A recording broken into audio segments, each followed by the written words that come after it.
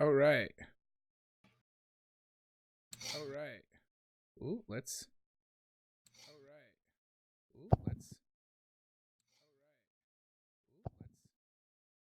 Does someone not have my stream muted? Does someone not have my stream muted? Oh God. Stream open. I got you muted. Oh, I got you muted all day. I got you. There we go. Good. Howdy, y'all. All right, there's John. I see that. How you guys doing? Welcome back to Call of Cthulhu. This is going to be fun. This is the Genius Loci group, who are trying to rescue Jackson Elias from St. Danvers Hospital Asylum. Just a very quick explanation on the audience participation, because I tried it with the last group and I liked it, so I'm going to be doing it with this group as well. We're going to have an arbitrary number of tweets. Let's say 7. We managed to get 5 last time. 7 this time. Let's see if we can manage. After that, that is one way to get it. And also with the donations. Every donation that is put in through the audience participation will increase the chances so that it will eventually hit. It's not just that one time, they add up. And then whenever that finally succeeds, one of the players at random will be given a mark of looming failure, which basically means the next time they fail a sanity check, they're going to have a minor bout of madness, and we're not going to wait for them to reach 5 madness points. They're not going to lose like additional resources or change their backstory, but something bad will happen. So at least that way they know what's coming. So just keep that in mind. So if anybody, if you want to go over to my Twitter, it should be up there, and you can retweet that last tweet that shows that either we're live, we can get that going. Who would like to tell me a recap about what we did last time? It's been a couple weeks. Sure, I can go for that. Sure. So last time we met with a publisher of Jackson Elias's work who brought us together and told us that Jackson had went to a mental institution to recuperate, slash hospital to recuperate from his last misadventure. And he had suspicion to believe he was being held there against his will, or something else was not right, because he received 2 very different letters from Jackson in terms of tone and content.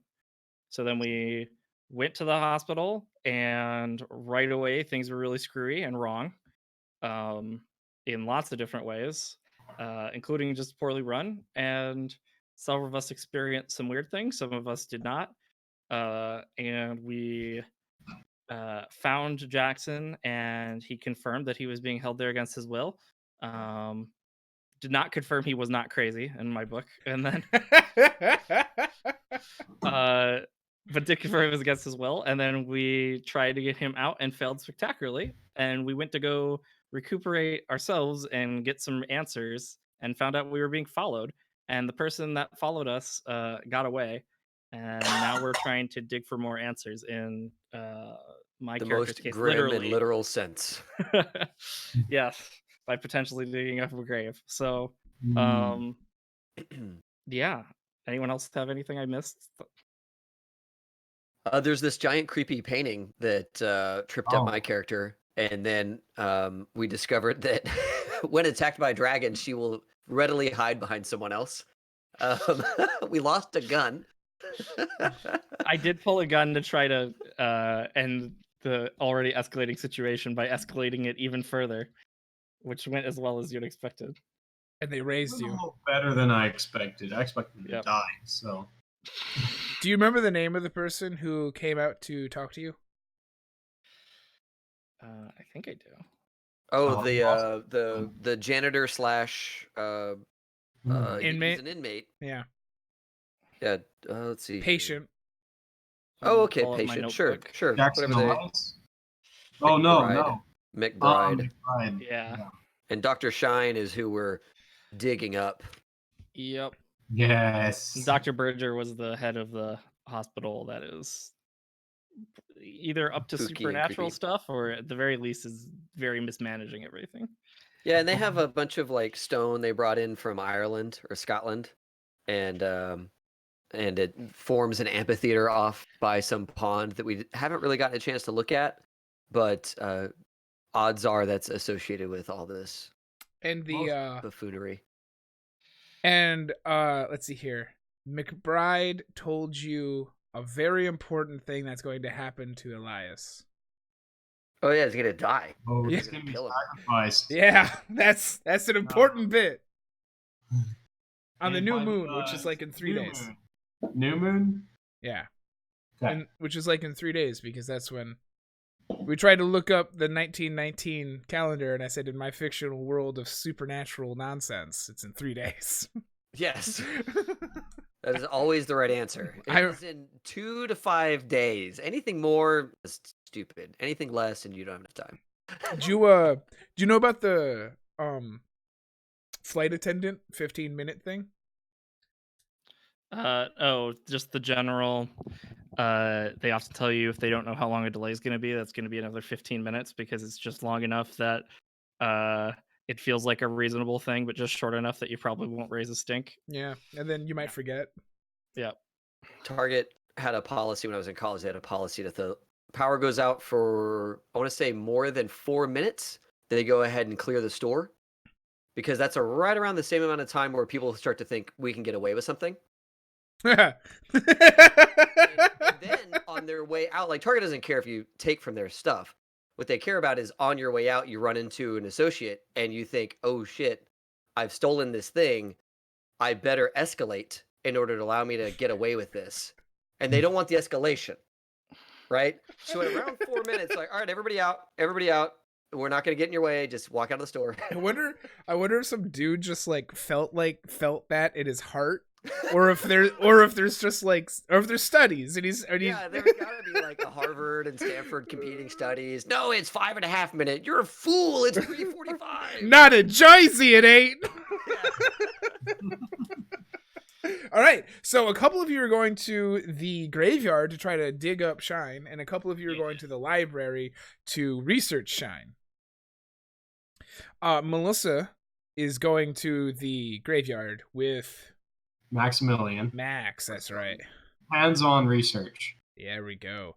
And we decided that this was pretty evening. Is that right? Because this is getting on. Yeah. Yes. All right, so then we will start with Melissa and Max. What are the other two of you? Are you on your way to the library? Do you think you'll be able to catch it before?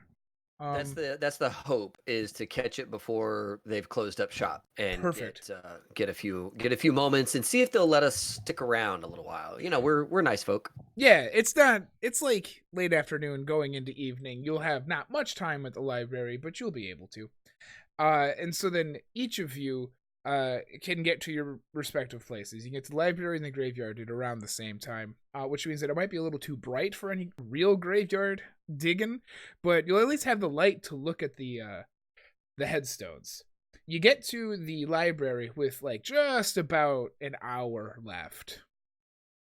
So, you head up into the library, and I assume the other two go into the graveyard? Yeah. Yes. Was there any other preparations people were looking for, or we're good with that? I was just gonna ask Max's character, ask Max if he had cigarettes or hooch on him. Haha, feeling nervous, huh? I'll slip out a pack and hand it over. I'm like, no, hold on to those for now. We might need them. Toting. Hey, I'm assuming you've never body snatched before. What happens in Verdun stays in Verdun. Very good. All right then. And John and Chris go up into the library. There's a receptionist there. I don't know if you need to talk to her. I guess just very quickly on our way in, Mm-hmm. Christine, she wouldn't even stop at the desk. She would just say, Miss or Sir, is there which way to the town records, the periodicals? And she's just going to kind of like indicate with her fingers, hoping to get a gesture from the receptionist. Yeah, that's easy. She just kind of like points you in the general direction. It's a large wing. Excellent. Thank you, darling. And then moves on. Just goes ahead and does that thing. Mm-hmm. Perfect. So then what exactly is Max's and Melissa's like approach here at the graveyard? So Melissa first is just gonna look at like what type of graveyard are we dealing with? Is this like a small town graveyard? Is this like a fenced, like protected graveyard? Like Yeah, what? sure. So this What are I- the tacticals? Yeah. Describe to me this graveyard. That's fair. This is an old graveyard where there are definitely sections of it that have become newer with modernity, but you can Mhm. see like in the back where some of the grass is not quite well as kept. And some of the headstones are like tilted or maybe broken, but way off on another side there might be like an actual mausoleum and a couple statues that look really, really nice. So there are definitely like segments to this graveyard. There is also a fence around it, wrought iron similar to Danvers, but it doesn't have nearly like the imposing nature of Danvers. It's more of like a traditional fence, not like a security. Yeah, it's not topped with spikes. It's topped with like pretty swirls. Right. No, very cute. Because according to superstitious people like Max, those fences are to keep the things in, not to keep people Oh, out. outstanding. I have my thermometer out as we're going into this place, by the way. Yeah, that's fine. Yeah. So Melissa's first thought is to find because it's late evening, right? So there's probably Yeah. not people here, Mhm. but we can still see around. For sure. And okay. So Melissa turns to Max and says, "All right, Max, this is how this tends to work. First, we need to find this doctor's grave, and if we think there's a reason something unusual happened, we may do an unofficial exhumation, which means we also need to find where the gravekeeper's like places, if there's one in this graveyard, because that's where the shovels and tarps will be. And if we run into the gravekeeper and he suspects us, generally I find cigarettes or hooch goes a long way into having them look the other way.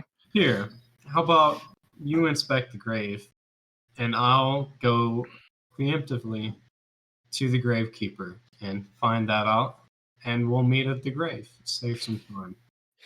Yeah, well, first part is we gotta find the grave. I'm assuming he's gonna be in one of the newer, nicer looking sections, but you never know. So Melissa's just gonna, I guess, is this like investigate for figuring out which grave is this grave I need to find? Well, we can try to surmise that, but I'm not against just a spot hidden to see if you can find it pretty quick. Okay, sure. So go ahead and roll that as we go to the library. You walk into the wing has the various newspapers and like town records and stuff like that. And if you'd like to spend your time here, feel free to give me some library use rolls and see what you can find in your very brief time here. Yes. Real quick, I forgot. Is it the green die the one we want to hit, or the Correct, unless there's like special circumstances. Oh, not so good.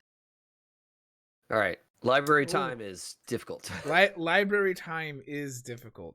I'm actually gonna have Dave. Can you re-roll your library use with a purple die with advantage? Since Casey is less good at it, he would have given you advantage instead of 2 individual rolls. Okay, that makes sense. Ooh, All right, still fails, Well, that's but it would have. It was another attempt. Yeah, no, I appreciate the second chance. So, So odds are we spend a lot of time in not the right section, right? And Right. it's just a night burned on the wrong like we learn a whole lot about that. I don't know, something not useful, like maybe his like family's history in the town or something along those lines, or but nothing really about him. oh no, don't do that to yourself. You do find some stuff, but it's weird because as you're going through the library, right, you are pretty familiar with the Dewey Decimal System, and you're like going through town records and newspapers, you're trying to keep it chronological. You don't really find anything. And you know that there was supposed to be a transference of this hospital a couple years ago, not too terribly long ago, so the records should be pretty recent. And you skim them over, and then you skim them over, and then you're like, screw this, and then you guys leave off and go somewhere else, and you're like, where is everything? And you come back and you swear some place that you did look, you finally find something, and you're not quite sure if maybe someone is moving it or maybe you just overlooked it. But either way, you do find this. Oh, cool. When in doubt, weird it out. All right, so with an extreme success on the spot hidden of trying to find his grave, you walk in and with like almost supernatural ability, it's like it's over there.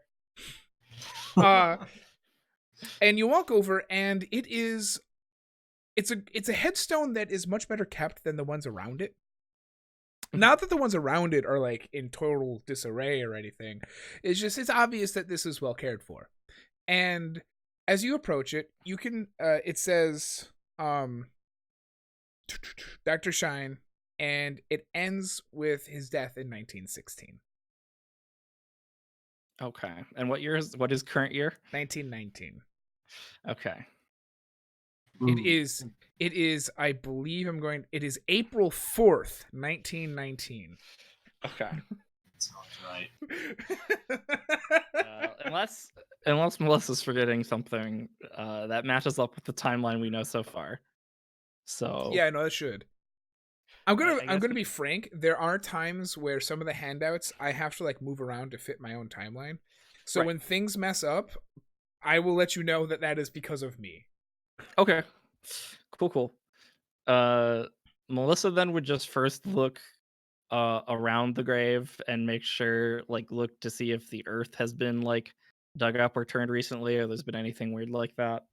Sure. Um, So you check the earth, and this will still be part of your spot hidden. What you find about his grave is that it has in the back of it, right? There's the front where it says Shine, whatever -916. On the Right. back of it, it's very difficult to see. But it's one of those things like, when you press your hand on glass and then you look off to the side, you can see that impression. That's what you get, is the impression of a symbol on the back of his headstone. And it seems to be like a 5-pointed star, a little swirled, but mostly a pentagram of sorts, with an eye in the center. I sigh and write down a note to myself to remind Max to look at that, because that looks like something Max would like. Sure does. Um, So Max, you're looking for the Crypt Keeper. yes, I'm looking for the tools. It is not hard to find. It's near the front, and he's got a little shack. Excellent. Well, I'm going up the shack, and I assume it's secured, at least simply. No, it's pretty evening. So like you go up to it, and it's secured in that there is someone home. It's a small shack. It's clearly like a 1-bedroom little house type deal. Oh, there's someone home. Ah, that makes this much worse. This is his job. This is gonna be a tough one. Okay. Is there a window? I assume there's a window Yeah. to this nice little shack. Mhm. I'm gonna take a little peek-see. Not a great idea, but I'm gonna take a little peek inside, see what I can see. Sure. You see a guy working on his wood stove. Looks like he's making something to eat. It smells good. But it is a firmly middle-aged man with longer hair, kind of big, looks kind of brawny, doesn't look terrible, but he's got his back to you as he's working on his stove, and you see a set of like in the corner, like shovels and stuff like that next to his cot and all that. Next to his cot, so literally all the way across the room, as this man's back is turned. Sounds like it's going to be some cartoon sneaking if I attempt it. What's my ability to sneak? Probably not good. It's stealth on the thing. Not good. I was hoping you would talkie, but sneaking works too. No, I'm gonna talk this man. I'm gonna knock on the door. Okay. You knock on the door.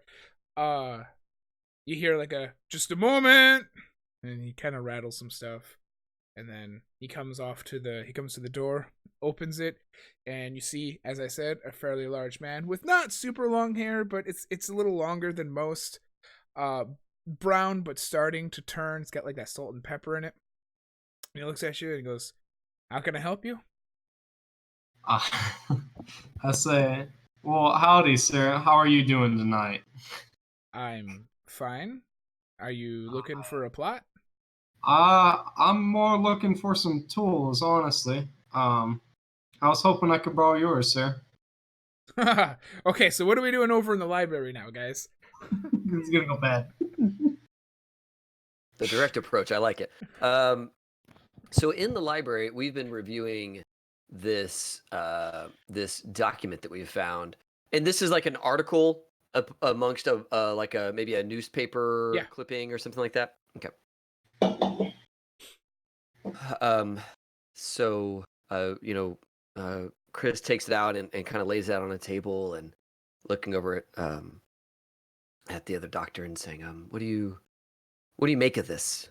And real quick, just out of character, should we read this out loud just for the benefit of the stream? Yes, please. Anyone. Okay, cool. So I'll churn through it, and if Casey you want to jump in, just start. I'll yield. Shine retires from Danvers Asylum. Salem native Dr. William Shine, veteran superintendent at the State Lunatic Asylum at Danvers, is to retire after 25 years of service. Known for his great erudition, kindly demeanor, and progressive treatments, Dr. Shine is credited with a renewal of the facility for the betterment of its patients. Prior to his 1890 arrival, the asylum had suffered from poor reputation of staff morale, and staff morale was low. Patient accident and mortality rates were among the highest in the country. Superintendent Shine could occasionally appear as idiosyncratic as the institution he so successfully stewarded.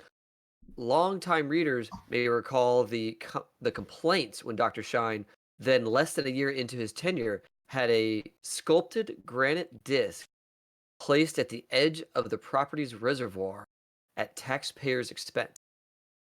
Dr. Shine was then, as he is now, adamant that the decorative disc remain unmolested even as the superintendent takes leave of the institution.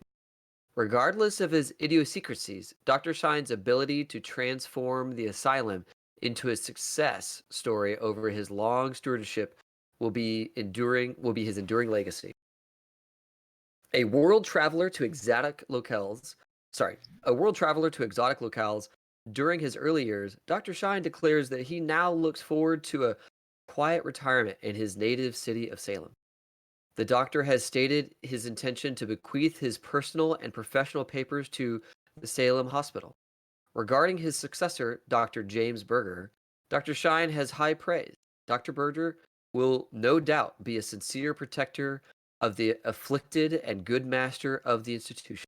Shine adds, I sincerely hope that Dr. Berger will leave a few old stones unturned and instead focus his attention on the asylum's bright future. We So at the newspaper. Oh, good. I was going to say, it seems that he had a high liking towards the doctor now, and that he was looking to go back to Salem. Yeah. Why would you? Yeah. Another note is it looks like he was going to leave any papers at his old hospital. It might be worth a trip to out of character. Is Salem close? Yeah. I mean, Danvers, because of the Salem witchcraft trials, this is very near that. Salem's very close. Yeah. Okay. All right. It might be worth it to go up and see if we can get the papers to see if there was anything else. He seemed like he didn't want those stones to be untouched. The thing is Salem, like town proper, is like where you currently are is not far from that because it's more like rural Salem. Right. Gotcha. Right. Gotcha. And Salem Hospital is like we could get there this evening even. Yeah, you'd get there late, but you could totally get there this evening. Okay. Yeah, it seems as if the hospital turned around when he procured this disc. Right. Insisted on its continued existence. Said no stone, not to turn over stones. Now, if I recall from last session, the stone that was purchased by Dr. Berger. No, it No? was purchased by Shine. Okay, purchased. All of the stone from Scotland was purchased by Shine. Gotcha. Okay, thank you. All right. Well, Doctor, what do you say we head over to Salem and see if we can't get access first thing in the morning at the hospital? That sounds like an excellent idea, Kate. And as you both say that, you realize that one of the very tall shelves from which you guys have been looking at is starting to teeter and is about to topple on you. Can I get a dodge from both of you?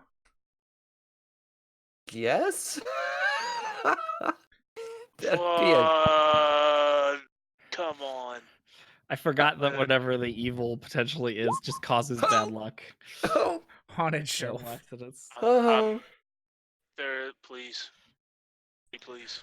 Oh, that's not good. No. Oh my. No. Oh boy. We, I'm uh, dead! When it comes to moving our bodies, Man. we are not to be trusted. How am I, as big as I am, just a potato? Yeah. You dive into it. All right, so with a fumble, Dr. John Lucas is going to take full damage, and I'd like to have Chris, Dave. Can you please roll yourself? I'll roll you a d6. Oh, okay. Oh boy. That's a Uh, lot of damage. yeah. That's half my hit points. Holler hard. That's half of your hit points? I got 10. Okay. You just did 5. And then John Lucas is going to take 6. Which is how much of your hit points? Did we keep them in the last game? Yeah. Well, hit points ain't changed none. Okay, so I took how many? 6? Yeah, 6 right now. That's half of what I That's got. half of what you have as well. Oh boy, I need each of you to roll a constitution check now because you've taken half of your health points. I'm going to now explain how health works in this game. When you reach 0 HP in this game, you just fall unconscious. That's okay, no problem. However, if you ever take half of your HP in one strike, which means for John, you're actually okay because it's your current, not your total. However, Chris is going to have to take now a major wound. Whenever someone takes a major wound and then their HP hits 0, now they die. If you do not have a major wound and your HP hits 0, you just go unconscious. But, quote the rule book, any sincere attempt to kill you should succeed. So, what happens is, well, I mean, fair enough, Max, but they're trying to dodge is the thing. They failed. It's not like they were completely blindsided. So as they're reading this, they look like through the bookshelf, and on the other side of it is an orderly that they recognize, and they push the bookshelf, and it topples, and they can't quite get away from it, and it just falls and crushes onto Chris, who takes a major wound and rolled me a Constitution. This Constitution check is a failure, which means that she now is passed out, and you take a major wound. This major wound is probably going to be like some kind of lameness for a while. But John Lucas, you didn't suffer a major wound, and now that Chris is out, John, what would you like to do? Being a doctor, I would like to use my medical role to try to help Chris. How does that work in this game? I mean, you would just roll medicine, but you saw the orderly topple the bookshelf onto you guys in the middle of the library. Right. He would obviously see me not out, so I'm guessing he would try to. Well, he's running for the door. After all this commotion and the other librarians are like coming in, they're like, "What's going on?" And this guy is pushing through them to run for the door. I think I would say, call the police on that man, and then I would literally go to Chris. Excellent. As a doctor. as a doctor, I could not walk away from Chase after. Hippocratic oath and all that. Yeah, all that jazz. Has that been invented yet? I don't know. Yes. Okay. In they started to do that. Okay. Good. So it's like a new thing. You're like really into it. I'm gonna change the world, man. So is that a green? It's gonna be a first aid. First aid. First aid green. Oh, first aid. Yeah. Because it's something that you're coming to like right now. Medicine is a much more like lengthy time commitment of like actual treatment. Whereas first aid is like, oh shit. Yeah. Right. Are they dead already? I don't know. Hey, first success of the night. First success. I'll take it. Very cool. There we go. You are no longer unconscious, and you can go ahead and heal 1 HP. Ooh. Please describe to me your new state, having now been toppled and people are crowding around you with this newfound information. What are people doing?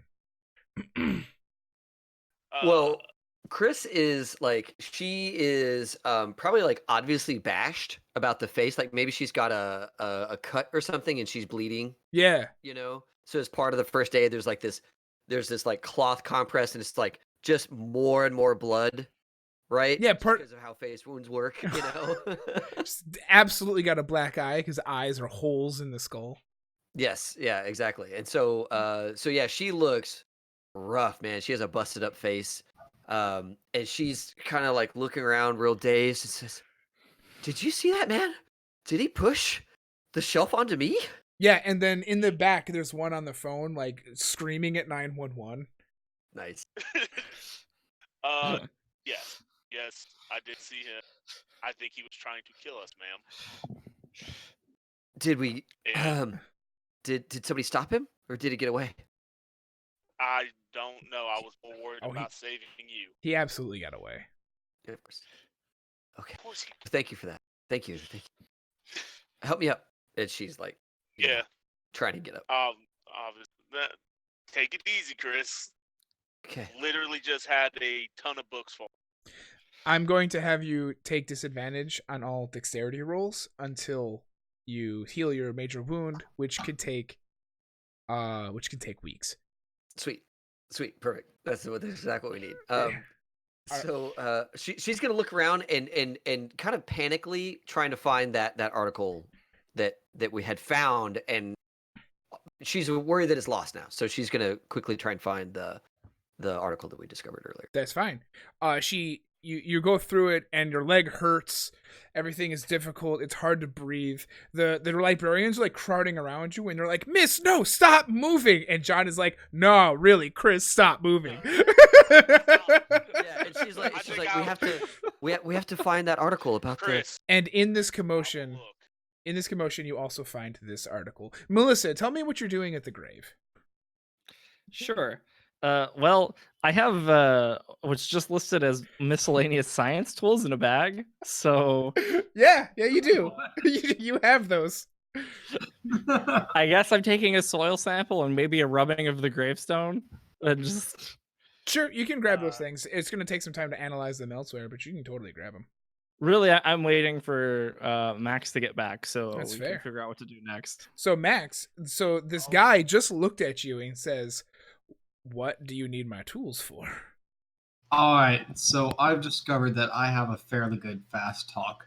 So just now, he introspectively discovered that about his character inside himself. Max is like, "Oh, I'm confusing. I'm going to use this to my advantage." So I start talking. I start jabbering. I start going. I'm like, "Howdy, sir.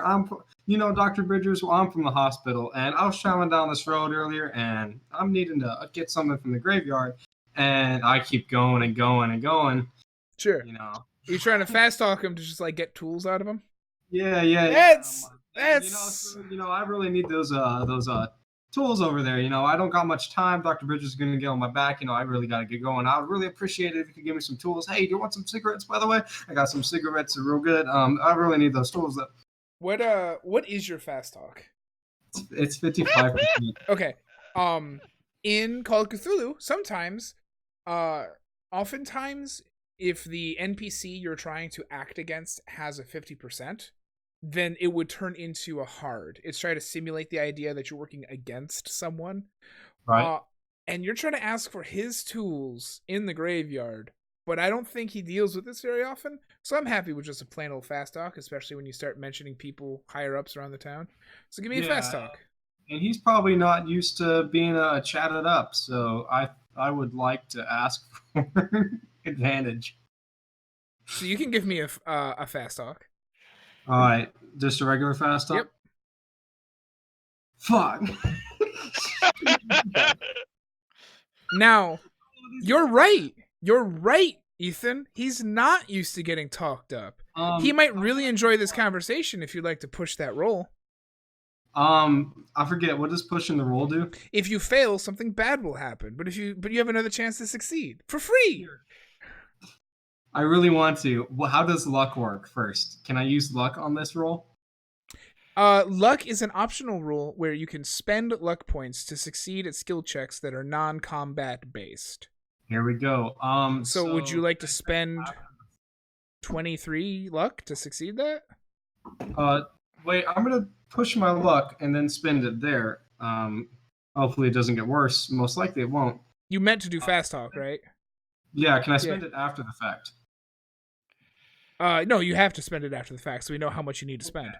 I'm gonna push my luck. Wish me luck, guys. Pray. If you push this and fail, you don't spend luck on it. Yeah, it's either or. I can't spend luck on it? No. Yeah. Risk it for the biscuit, like I did in the last. They got us somewhere. There's really no failures. Look at Chris. She got 2 clues. You know what? The issue is we have a lot more to lose out here. There's no way to investigate without these tools, and I want this guy to stay the fuck in a shack. So, listen, I'm gonna spin the luck, and this man's gonna just totally suffer some bad luck and be like, okay. I'll spin the luck. 23 luck. Sure. So like somewhere in there you say something convincing and is like, oh yeah, you must be some mourners. Okay, sure. Well, here's a shovel. You can plant some flowers. I just need them back before you leave. Big ass Good shovel of enough. flowers. All right, I'll take it. I'm like, thank you, sir. God bless you. Have a good day. He gets really excited when you say God bless you, and he's like, God bless you! Shit, then- I knew I should have taken out my Bible. Oh God. And then I thought you about leave and you find Melissa at the grave. Yeah. I'm trying to copy the symbol on the back of the thing, and I wave Max over. Oh, do you? Roll me an art craft. Oh yeah, that's not gonna go good. I walk up and I'm like, you know, I got a camera, right? Yeah, but You can roll me honestly, a I wasn't sure photography. if you were gonna come back or if you were just gonna.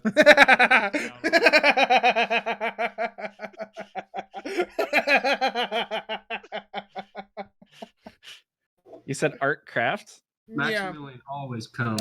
Is that a skill? it is, and it has different versions to it. If you don't have any of them, let me figure out. Hold on, what the base skill Oh, I is. do. It says 5%. It's under my other skills. You always have a 5% to do a thing. Okay. Well, I have a 5% art craft, but it's not under something I can roll, so I'll just roll something else I have with a 5%. Yeah, just roll 2d10, Okay. and we'll hope that you get 5 or less.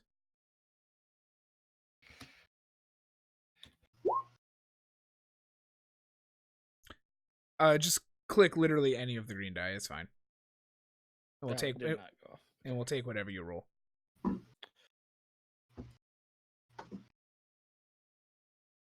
Perfect. You do copy it down, but you're not sure how well you managed to get it because it is difficult to see in the first place. But you do have something that looks like a pentagram. Okay. I wave Max over. I'm like, good, a shovel. But before that, while there's still daylight, do you want to take a picture of this? Do you know what this is? Okay, I'm gonna roll a cult. Just before I go on to that.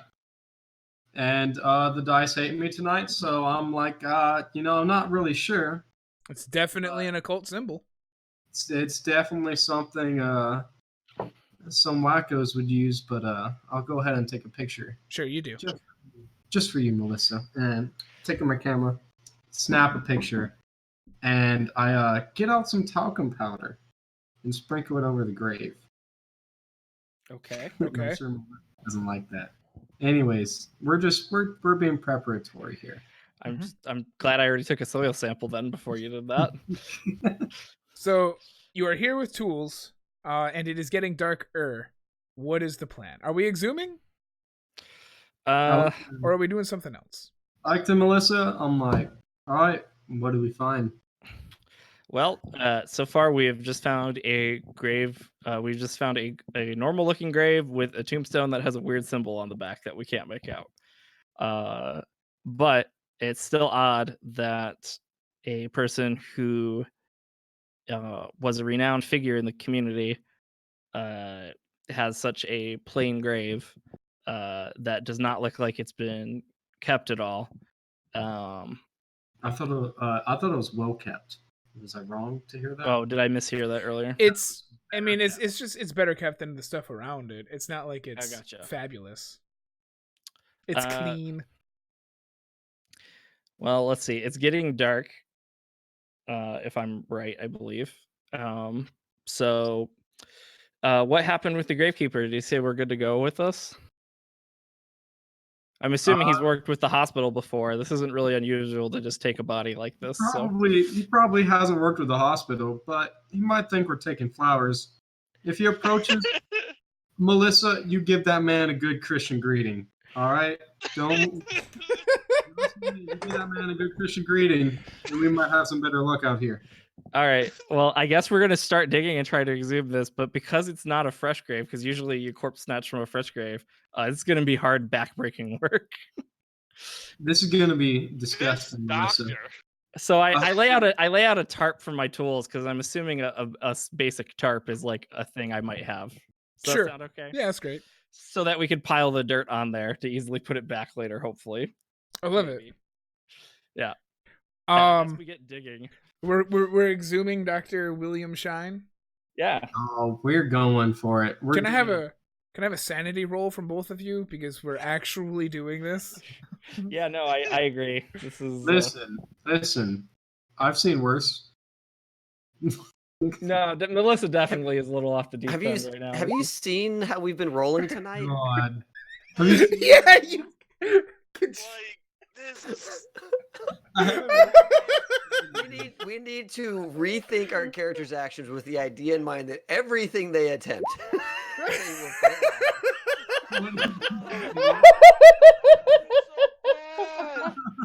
Why? Wait. Let me find the chances of this. Okay. Okay, well, first of all, to mention, that was unlikely, but because we did not hit our retweet goal, no one has looming failure. So each of you just lose 2 sanity, which is the maximum at this point. If I retweet it right now, will we get there? No, we're actually quite a few off. Darn. But go ahead, retweet. Yeah, I will. I forgot earlier. So what happens? Sorry. You each lose 2 sanity because you're actually exhuming someone. Yeah, and I don't think my skill in forensics precludes me from the grimness of this task. There was a 0.001% chance of us screwing up that much. Yep. Fun fact. Okay. We got more to go, dude. Yeah, man, we ain't done. There's more rolls coming. Yeah. All right, so you guys start digging. It's going to be, as Melissa said, it is backbreaking work because it is not a fresh grave. And I imagine that as the sun is setting and now you've lost light, and it is like the glow of the cherry of cigarettes is what you start to manage like to see as you're just digging in silence as you really come to grips with what you're doing. So, John and Chris, what are you guys up to? So high five, Melissa. we try and like gracefully, or Chris tries to gracefully extract herself from the library. You know, give assurances that she's fine, that Yeah. she does want that man apprehended. If anybody got a good look at his face, he needs to be put away so that he's not a danger to others. A menace to society. The good doctor, I will pay $100 the capture of that man. Back in that time, that's a lot. What? So like, Yep. you make that offer? Now I make that offer So, to like, the people of this time. the librarians are like tending to Chris. Like she wants to leave, but they won't let her leave for a little while because they're like making her drink water and sit and like collect herself. like what you do with someone who has a concussion. You make them take a minute. But eventually they let you go because the library is going to close, and really in the end your problems are your own. And as you start to leave, you're like, $100 whoever gets that guy. And then like you see two librarians just kind of like look at each other, and as the door shuts behind you, one of them picks up a phone. Get that. Because I would assume being a doctor, I got that kind of money. Right? Let's find out. That's a good question. I should have did that before I made that offer. Yeah, are you gonna welch on this? You ain't good for the money. There's some loan sharks. You got things to say to people like that. Man. There's some townies that got something to say about that. I mean, So, looking at Dr. John Lucas, if we look at your spending cash and assets, I didn't fill those in because I didn't really think money was going to be a thing. But I'm going to look at credit rating and see that you have 45%, which is pretty okay. And you probably can pull together $100, but that's not something that you have on you, just on you. But you could totally produce that money if you wanted to. Okay. Nice. That's a significant Yeah. thing. Good. Yeah. No, because we could probably get more information out of him. Hopefully, it's the cops that catch him, and I'll still pay the $100. So. We take a look at the article. Yeah, you have another one. Yes. Yeah, so I pocketed the second article, and I'm keeping it with me. I want to point out that these are now covered in blood. Okay, good. Is it still legible? Oh, for sure. Okay.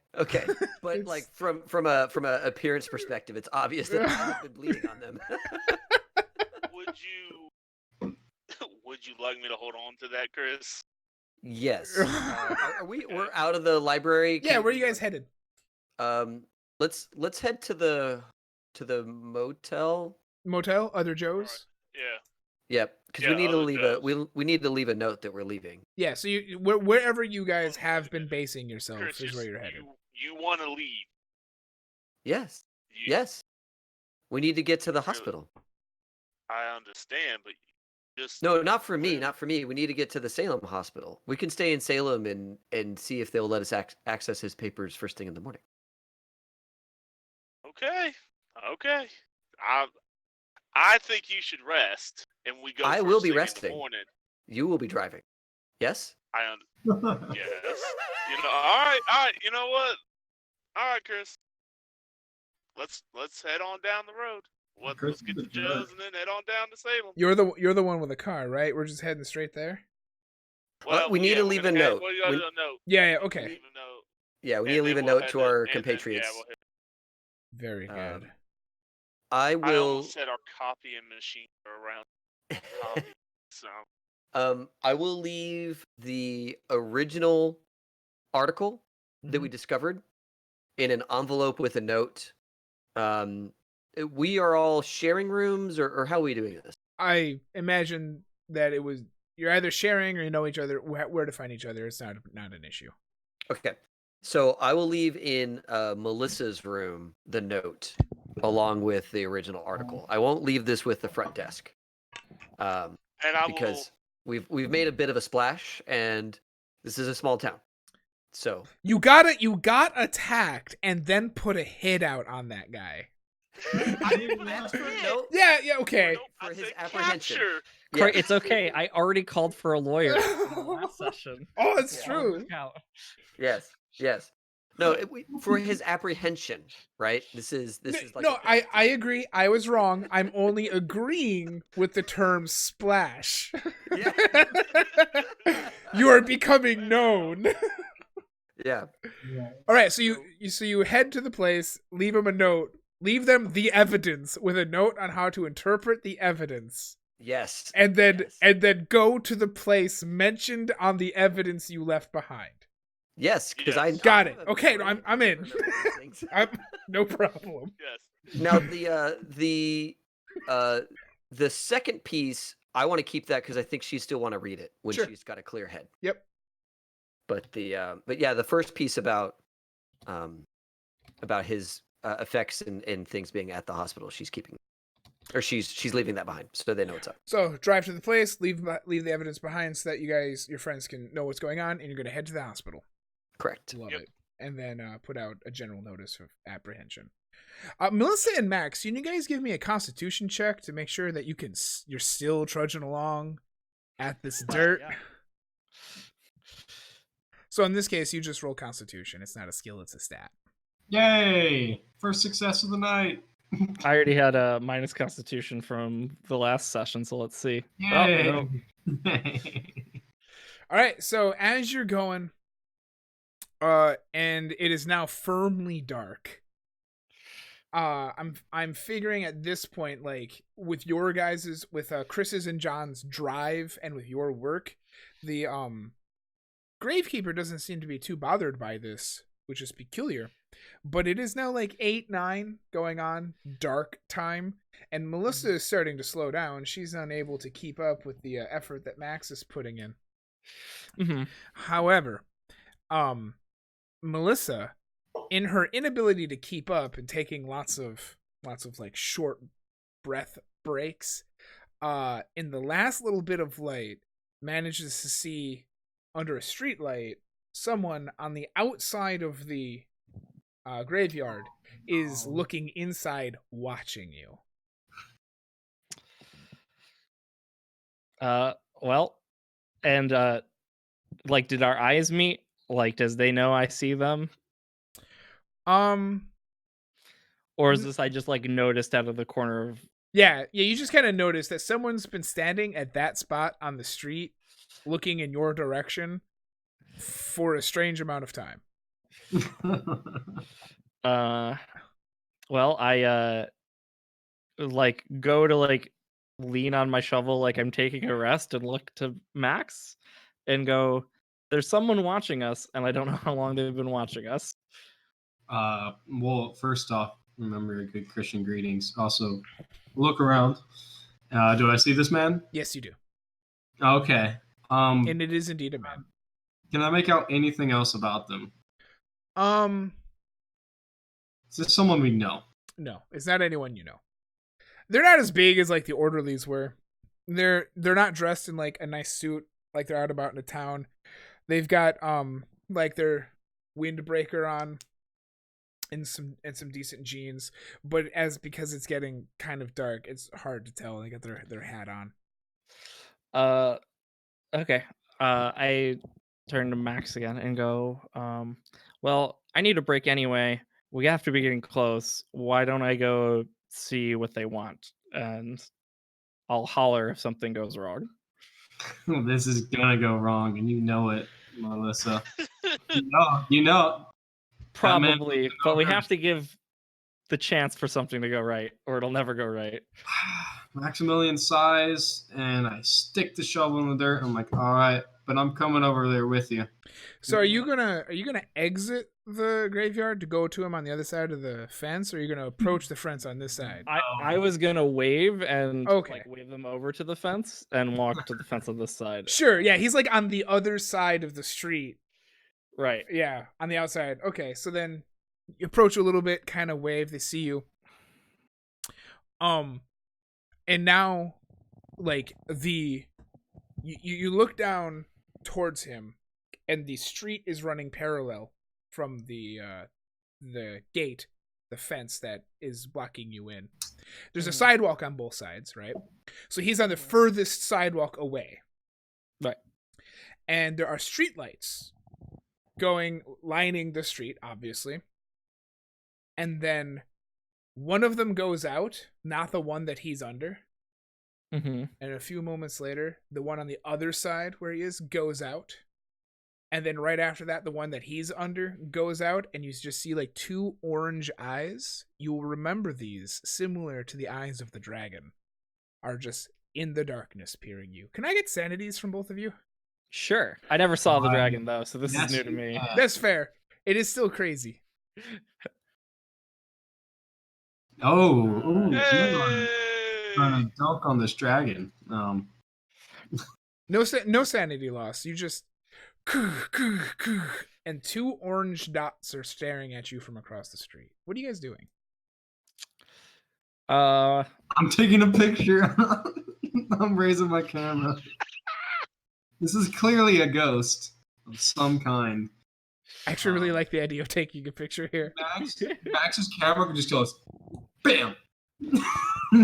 Light goes out, grabs the camera. Light goes out, lifts the camera. Light goes out, camera goes off.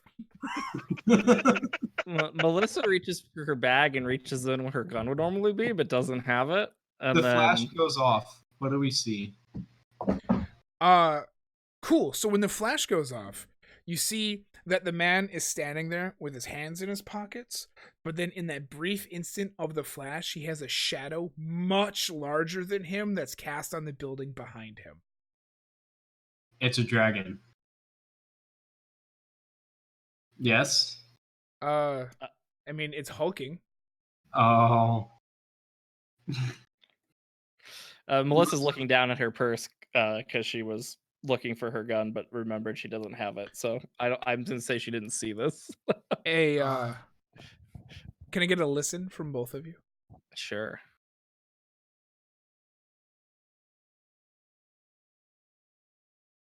Oh no. Just closed my sheet on accident. Oh dear. I don't have enough luck for this one. I have enough luck for this, and I'll spend the 18 luck points to succeed Oh, this. baby. Let's go. Which drops me from 45 to 5, 38, 37. Yeah, I'll figure that real quick. What, 50 minus 18? 45 minus 18. 45 minus 18? Okay. Okay, so I succeed.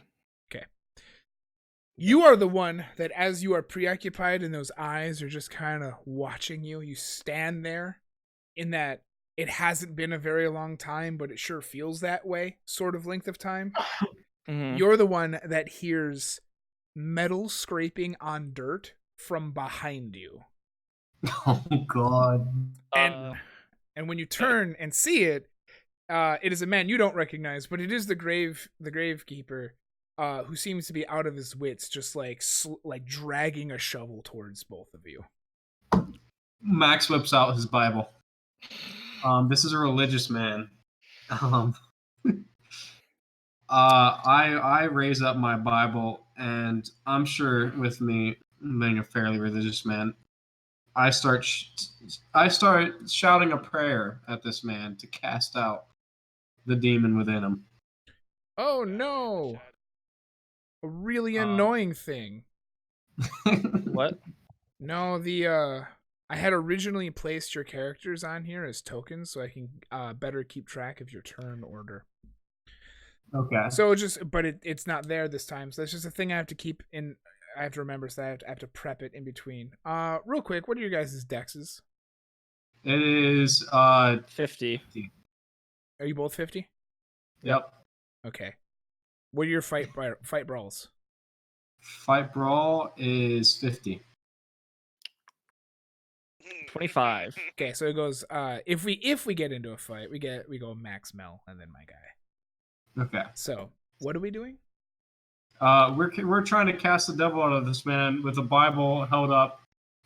Is there a roll I can make, like occult? Sure, totally, yeah, absolutely. This man was a quite Christian-looking man. Absolutely. All of your readings and beliefs lead you to believe that you should be able to exercise him using a cult and a Bible.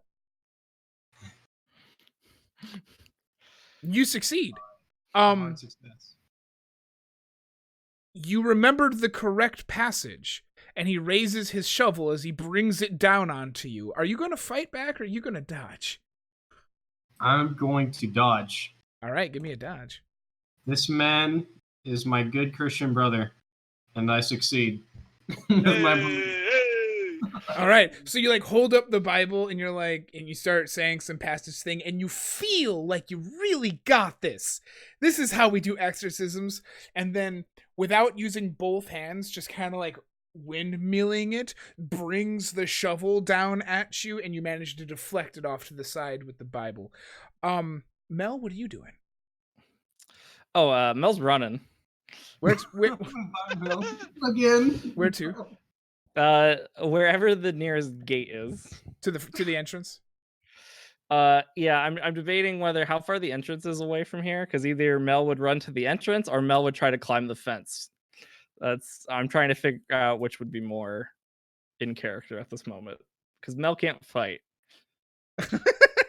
Mel cannot fight. Mel, We've learned this, that we should not fight. yeah. In general. And yeah, so how far away is like the entrance from where we're at? I want to say like 100 meters, like 300 feet in. Not terrible. Oh, so not that far. So Yeah. instead of climbing the fence, Mel would probably try to run for the exit. And yeah, Mel just takes off, I guess. Normally, so in Call of Cthulhu, and this is something that I'm going to set up in the future, which is really good. I'm glad that we're doing this. I can transition between pages. I'm going to have a chase scene page set up so I can do that. However, in this case, the Gravekeeper is not at all interested in pursuing you, and you aren't able to escape from this. That leaves Mel and this Gravekeeper. And the unknown thing on the outside. So the Gravekeeper at this point is now just going to keep wailing down at you, but you get to go first. What are you going to do, Max? I believe I recalled the correct passage, so Sure. I'm gonna try to move a little bit outside shovel range and keep backing up at the rate he's coming. So I'm gonna be holding my Bible. because you remembered, because you got a hard success in your occult roll, I'm gonna let you know that you did not remember the right passage. This will not work. Something strange is happening here. Oh dear.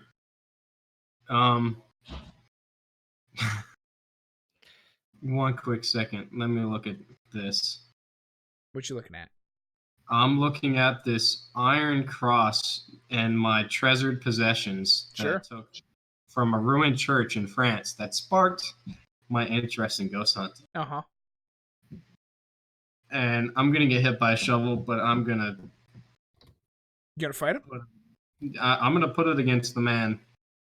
All right, give me a fight brawl. He's gonna fight back. Okay. I'm trying to visualize this. Are you hitting him with it, or are you like pressing it to him? Wait, Croy, what are you thinking I'm doing? I thought that you were hitting him with it. Oh, Are you gonna pressing it to him? yeah, I'm gonna try to be stupid and see what can be done. Sure. I mean, you're still gonna need the fight brawl to see if you can get it in there. Yep. Bam. Hey! And you got an extreme success, which means that my extreme success, the aggressor wins. So good job. Cool. Yeah, we'll do that in just a second, Ben. Tell me about what you're doing. So here, can I make another occult roll since I forgot the prayer or whatever the right one is to try to remember? No. You did remember it. Okay, but I'm And not it will saying- do nothing. That's what you're understanding about your occult. Oh. This is hard. Okay. So are you pressing your iron cross to him, just to see what the Yes. effect is? Just to see with a different item taken from a truly holy place. Sure. So you press it. Where do you press it on him? Like face, chest? Describe this to me. Let's go just straight up. I have an extreme success. It's going to be straight up against the forehead. He seems Yeah. so. You reach it out and you like try to press it against him to see like what effect that might have on him, and you hit him a little bit harder than you expected to. So any effect that it has on him is mostly him just going like conk, and there's no sizzling, there's no smoke, there's no righteous holy fire, and he brings up his shovel. Mel, are you doing something from outside? So I feel Mel would, when she's getting close to the gate and sees that Max is not following, It's true. the guilt would get better of Mel. So I think Mel's gonna head back, and she's gonna try to get the Gravekeeper's attention. I think she just picks up a random rock or a spade or whatever he has and just tries to chuck it at the Gravekeeper. Sure. And try to lead him toward the hole in the ground that we just dug. Like, that's the intent. Because it's dark, and I don't know if he'll see the hole in the ground, and Mel's hoping that she could lead him into falling into that hole. During your go ahead and give me a throw roll. During your very brief altercation between the two of you, you will see that it doesn't really seem like he is like acting on visual input, but you throw and you miss, but you do manage to get his attention. So he brings up the shovel and he's about to bring it down onto Max, but the rock like conks him in the back of the head, and he lowers the shovel behind him and he does a twisted turn because his body is not moving correctly, and he is now approaching you. The eyes on the other side of the street seem to have disappeared. Okay. Chris and John are having a lovely road trip into Salem. Oh, good. Okay, so go ahead, Melissa. You can give me another thing. What are you doing? So Melissa's goal in getting his attention is Yeah. to get him to chase after her so that he will fall in the hole we just dug. I love it. That will be, you're just like kind of standing on the other side.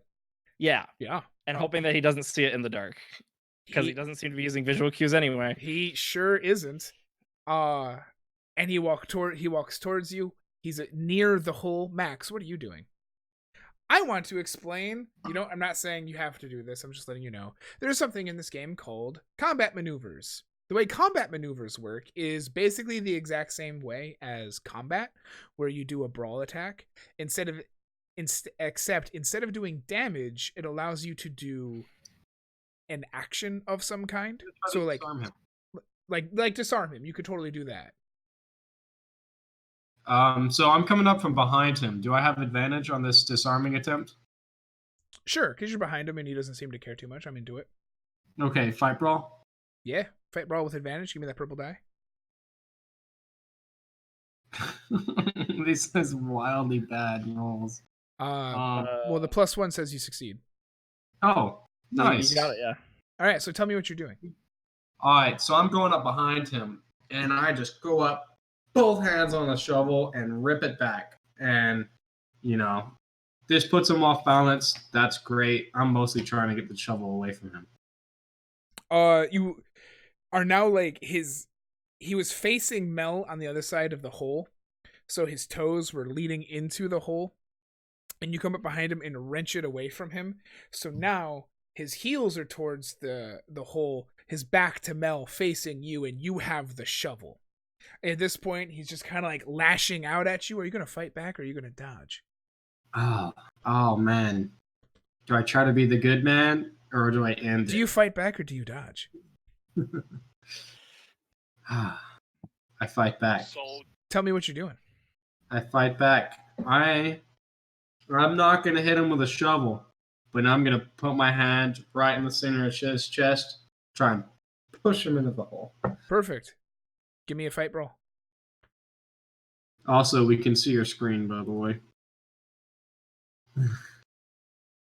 So, you put your hand into his chest to push him into the hole, and you succeed. However, he grabs your wrist and your arm, and he pulls you into the hole with him. I'm going to say that you guys... I'm like, uh-oh. I'm going to say that you guys got about 3 feet down, so the two of you rest pretty comfortably in this hole. You would have got through. You would have gotten to Dr. Shine, but now Melissa, they're down there. He fought back. At this point, now he's just all up on you. And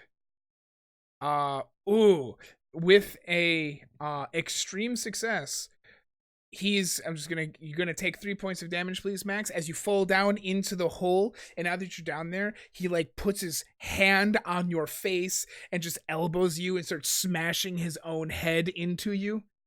He's taking a point of damage from that as well, but it doesn't matter because he's wounding you. Mel, what are you doing as you're watching this? So, who's on top of the other at this point? Who would you like to have on top of the other?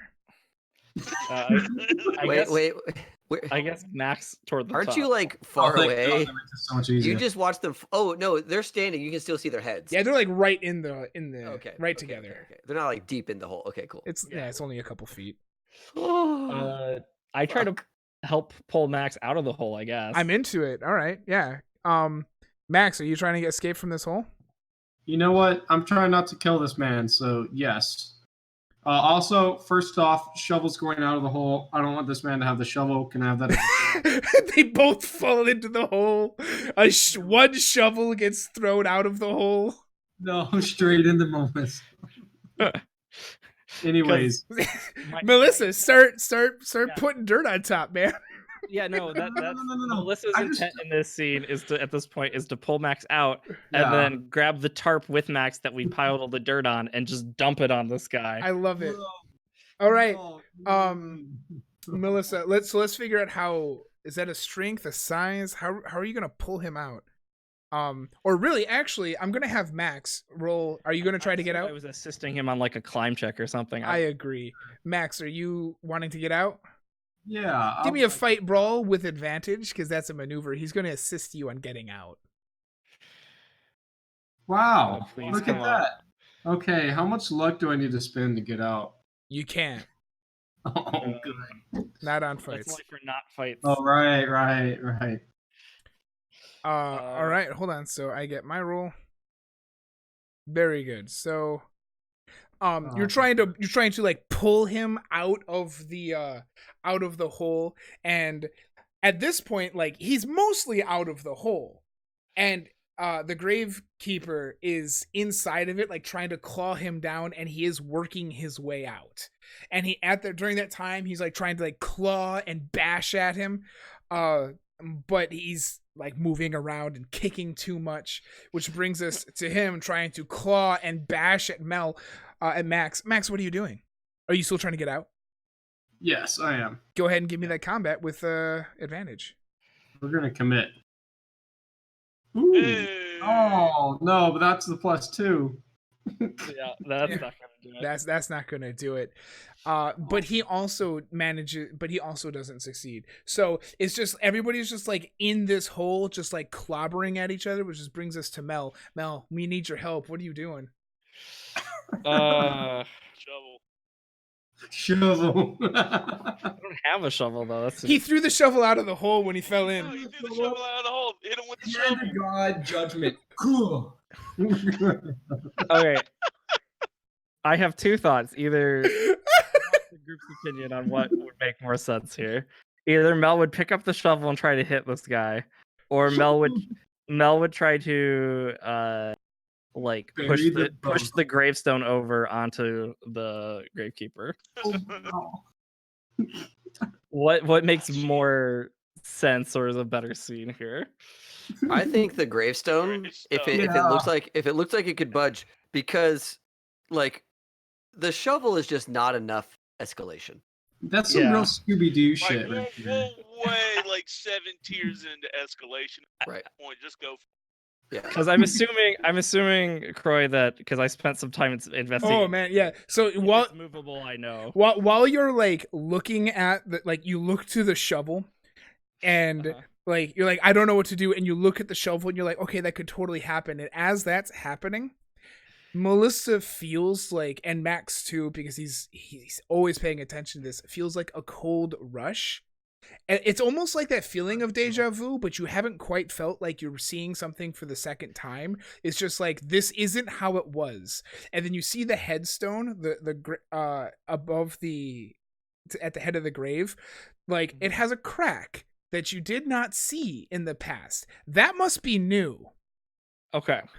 Oh my god, is this helping us? We'll deal with the implications of this later. So then Mel would like put all of her weight into trying to push this over Wait, onto the guy. before we decide, Strength I or think size? Mel should jump up and WWE smash this. No, Mel, that's definitely Mel can't. If I could do like an RKO from nowhere. That would be great. All right, strength or size, whichever you prefer. Strength or size? I guess size. Oh, okay. Ooh, Mel. When you run at it and you shoulder tackle it, and then at this point, Max, I need you to get out of this hole. What am I rolling here? Fight brawl to get away from this guy, and he's throwing fight brawl to keep you. And I'm rolling green dice now. Yeah, because you don't have advantage. Yeah, I don't think me shoving a gravestone is gonna help. There we go. I beat him. Oh, you did it. Yeah. Great. So as you smash the headstone, and then you hear like the stone cracking a little bit more, and then it starts to topple. Part of the headstone is still firmly planted in the dirt, and Max manages with dirt under his fingernails to climb out of the shallow grave that you've made. The top of it falls down and just completely splatters the gravekeeper. Can I have sanities from both of you, please? God, he just dies? God. I guess we're keeping the shovel. That's your choice. That's your choice. Hey, I like how we're this okay with somehow murder. turned into We're okay with cheesy. murder. Each of you lose a point of sanity as you have murdered an innocent man. Yeah, that's fair. That's very fair. So the dirt the dirt is off to the side.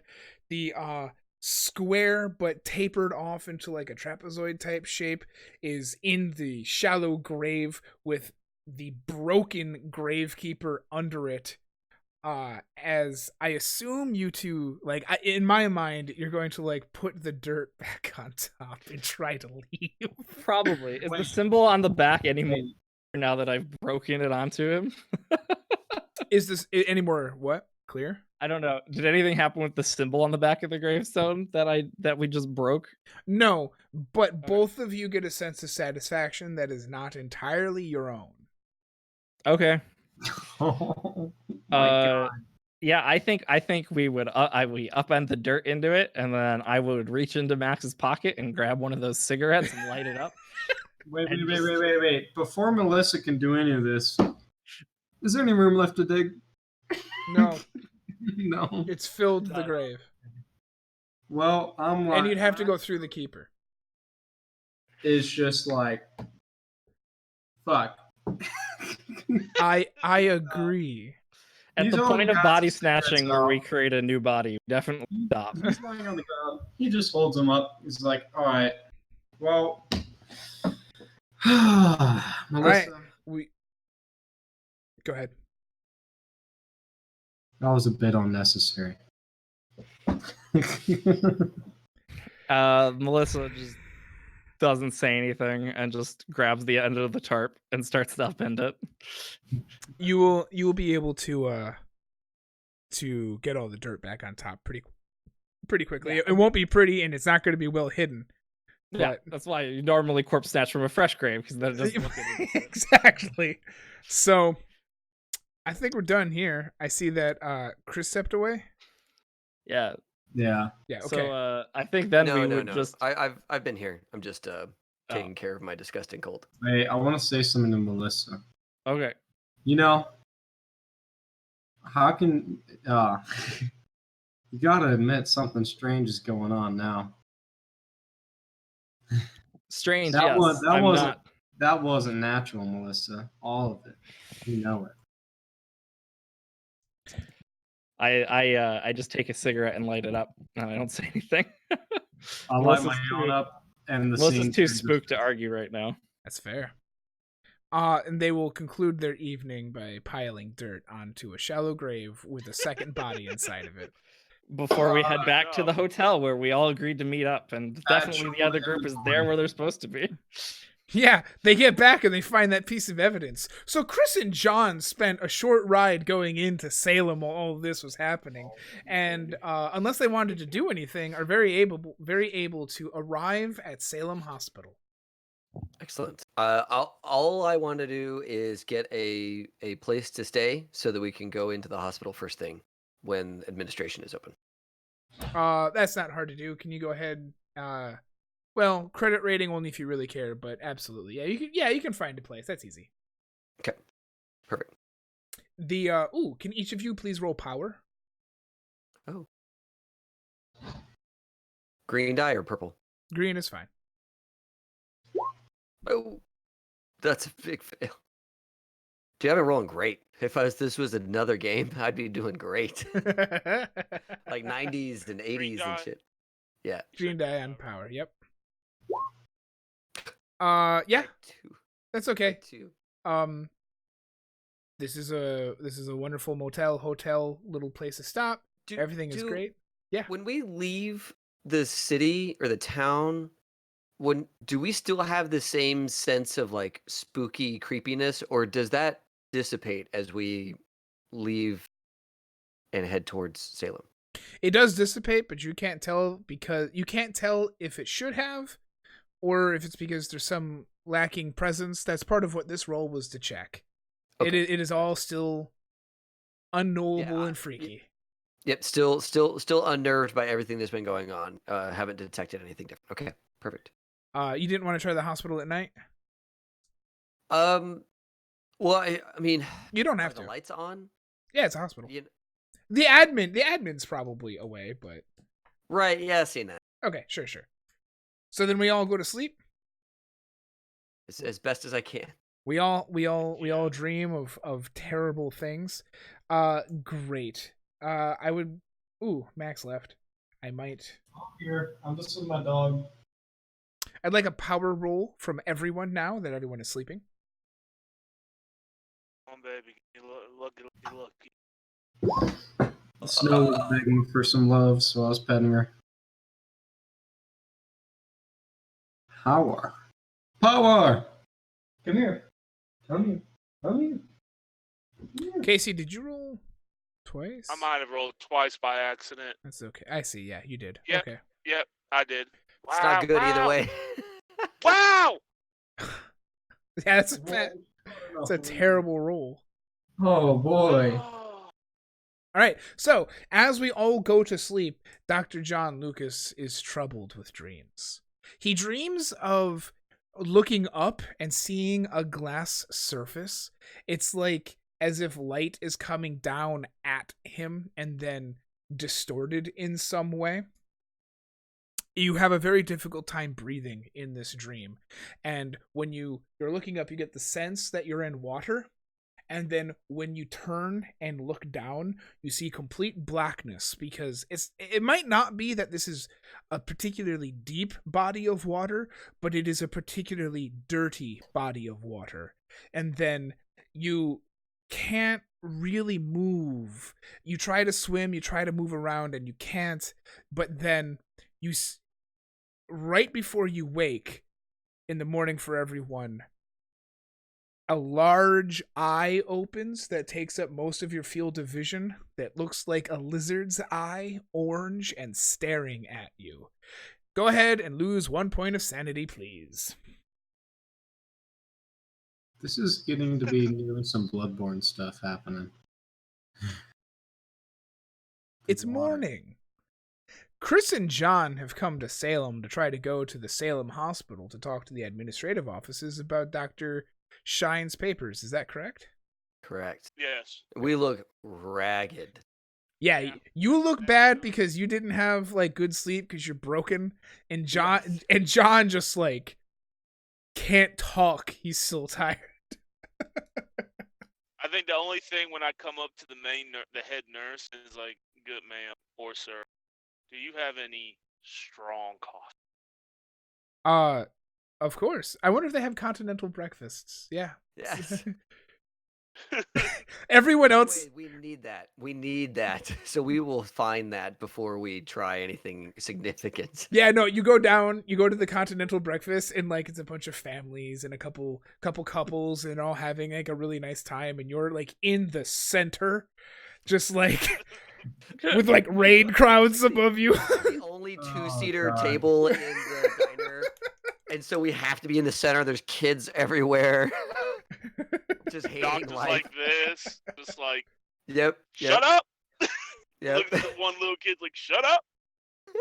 All right, so normally I would want to wait till the next hour, but I feel like this is a great time for a 10-minute break, and then we'll finish, and then that'll be our break. So we're going to take a 10-minute break here, and when we come back, Chris and Dr. John Lucas are going to go to Salem Hospital to try to find some notes. Yes. We are dangerously close to giving someone looming failure on their sanity, so go out and get those retweets. Do it. Oh no. Do it. We'll be back in 10 and see you at the 35.